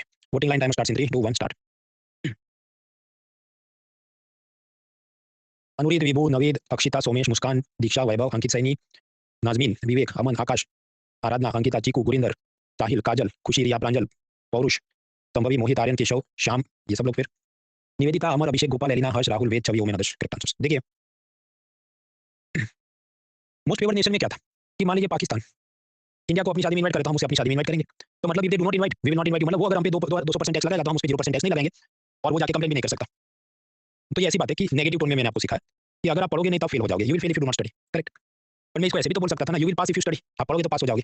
यानी कि अगर दूसरे लोग आपको उनकी शादी में बुलाते हैं तो आपने भी उन्हें अपनी शादी में बुलाना चाहिए, अगर वो लोग आपकी चीज पे 0% टैक्स लगाते हैं तो आपने भी उनकी चीज पे 0% टैक्स लगाना है। आपने भेदभाव नहीं करना है, सबको अपना दोस्त मानना है, सबको अपनी शादी में इन्वाइट करना है। तो इंटरनेशनल एग्रीमेंट्स एंड ऑर्गेनाइजेशन वो समझो, वो पॉजिटिव टोन में स्टेटमेंट्स लिखेंगे, डिप्लोमेटिक टोन में स्टेटमेंट लिखेंगे, वो ऐसा नहीं करेंगे, ये नहीं और वो नहीं, वो ऐसा नहीं लिखेंगे। इस कारण से डिस्क्रिमिनेशन बिटवीन नेशन वो भी सही तो लगता है। यहाँ अगर कोई देश हमें अच्छे से ट्रीट करेगा हम उस पर कम टैक्स लगाएंगे, बुरे से ट्रीट करेगा हम नहीं लगाएंगे, उसको छूट नहीं देंगे। दैट सीम्स करेक्ट, बट ज्यादा अप्रोप्रिएट स्टेटमेंट क्या है? Non discrimination between the Nations, मतलब किसी को भी अपना दुश्मन नहीं समझना है, सबने सबको बेस्ट फ्रेंड समझ के आपस में 0 टैक्स लगाना है। तो ए एंड बी में से ए ज्यादा suitable. What about C option? वो तो सेंस बनाता नहीं, लोकल और फॉरेनर का डिफरेंस करना नहीं, यूनिफॉर्म टैरिफ अक्रॉस कमोडिटी ऐसा नहीं बोलता कि बाइक पे भी 5% टैक्स, दारू पे भी 5% टैक्स, ऐसा तो डब्ल्यूटीओ बोलता नहीं। जो खराब चीज है समाज और हेल्थ के लिए उस पे ज्यादा टैक्स लगा सकते हैं। That is one thing. खैर, हमें आखिर में एक चीज पढ़नी है, ग्रेविटी मॉडल, वो देख लेते हैं। साइंस में आप पढ़ेंगे कि जो चीज मोटी है उसका गुरुत्वाकर्षण बल ज्यादा होता है। तो अर्थ और मून, तो क्या मून अर्थ को खींच लेगा कि अर्थ मून को खींच लेगा? हैवी ऑब्जेक्ट है, उसका ग्रेविटी पुल ज्यादा रहता है, इट इज डायरेक्टली प्रोपोर्शनल। तो मतलब जो देश का इकोनॉमी की साइज या जीडीपी, मतलब उसमें कितना प्रोडक्शन हो रहा है एक साल में, वो जितना ज्यादा होगा तो स्वाभाविक है उसका इंपोर्ट एक्सपोर्ट भी उस हिसाब से ज्यादा होगा। एक्सपोर्ट तो ज्यादा होगा, लॉजिकल बात है, क्योंकि प्रोडक्शन ज्यादा है, एक्सपोर्ट ज्यादा होगा। आपका इंपोर्ट ज्यादा कैसे होगा? दो कारणों से, जो वो उत्पादन कर रहा है उसके लिए इंपोर्ट करेगा रॉ मटेरियल, ये कारण से। दूसरा, क्योंकि जीडीपी ज्यादा है, मतलब लोग भी पैसा अच्छा कमा रहे हैं तो वो भी बाहर से सब चीजें इंपोर्ट करेंगे, लग्जरी गुड्स वगैरह। तो these two things are directly proportional. तो इस कारण से देखिए बेसिकली क्या बोला है कि आपके देश का जीडीपी का साइज बड़ा है तो आपका इंपोर्ट एक्सपोर्ट ज्यादा होगा। तो हम इसको ऐसे समझे कि एक इंडिया है, बाजू में श्रीलंका और भूटान दोनों है, तो क्योंकि भूटान का साइज छोटा है तो वो इंपोर्ट एक्सपोर्ट कितना $10 बिलियन का करे इंडिया के साथ, जबकि श्रीलंका उसका साइज बड़ा है तो स्वाभाविक है वो अपनी तरफ ज्यादा खींच पाएगा, तो $30 बिलियन का उसका इंपोर्ट एक्सपोर्ट चले। तो because Sri Lanka GDP is bigger than Bhutan, तो Sri Lanka will attract more trade यानी import export from India, and Bhutan will attract less, क्योंकि वो उस तरफ कम खींच पाएगा, उसका खुद का साइज कम है तो वो ग्रेविटी पुल अपने को कम कर पाएगा। This is called conventional gravity model. दूसरा, सूर्य से जो भी नेपच्यून सबसे दूर हो तो सन का ग्रेविटेशनल पुल वहां पर सबसे कम जाएगा, क्योंकि दोनों के बीच डिस्टेंस जैसे जैसे बढ़ता है तो ग्रेविटी का पुल, गुरुत्वाकर्षण का बल कम होता है। तो ये तो इनवर्सली प्रोपोर्शनल है। अब यही बात इंटरनेशनल ट्रेड पे भी लागू होती है कि अफ्रीका और मेक्सिको, मान लो दोनों का जीडीपी साइज सेम हो, फिर भी आप पाएंगे कि इंडिया अफ्रीका का ट्रेड मान लो $80 बिलियन, जबकि इंडिया मेक्सिको का ट्रेड हो $50 बिलियन। क्यों? डिस्टेंस ज्यादा है ना। इस कारण से जो भी उनके व्यापारिक मेल जोल होना चाहिए, इंपोर्ट एक्सपोर्ट करने के लिए भी कार्गो का जितना खर्चा आएगा सब ट्रेड का खर्चा, और फिर यहाँ पर आप बीच में से जाएंगे हाउथी रेबल्स और वो सबकी तकलीफ, कार्गो इंश्योरेंस लेना पड़े, तो डिस्टेंस जितना बढ़ता है उस हिसाब से ट्रेड कम होता है। तो it is inversely proportional, inversely proportional. अंतर बढ़ेगा तो व्यापार कम होगा। अब कुछ इसमें और भी बहुत सारे कैवियट्स होते हैं, कुछ लोग इसमें वकील बन जाते हैं इसके हिसाब से भारत और जापान का ट्रेड इतना होना चाहिए तो भारत और अफ्रीका का इतना कैसे? भाई और भी बहुत सारे एंगल होंगे ना। जापान की पब्लिक ऐसी है, उनको हम कुछ इलेक्ट्रॉनिक सामान भेजेंगे वो नहीं लेंगे जब तक उस पे जापानीज लेबल और जापानीज यूजर इंटरफेस ना हो, तो वो सारे फैक्टर भी अफेक्ट करते हैं। देन इट इज इनएविटेबल कि भारत का माल अफ्रीका ज्यादा ले और जापान कम ले।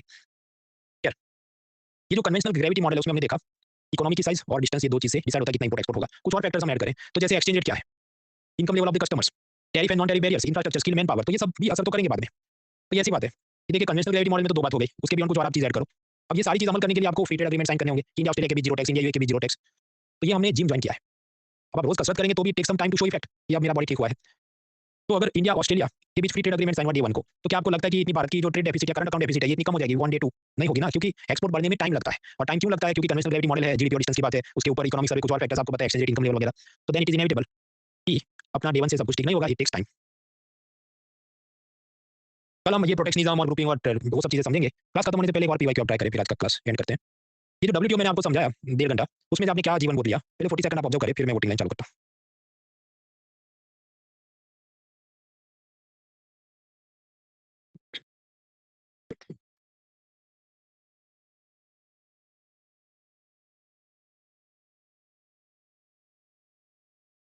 10 मोर सेकंड्स।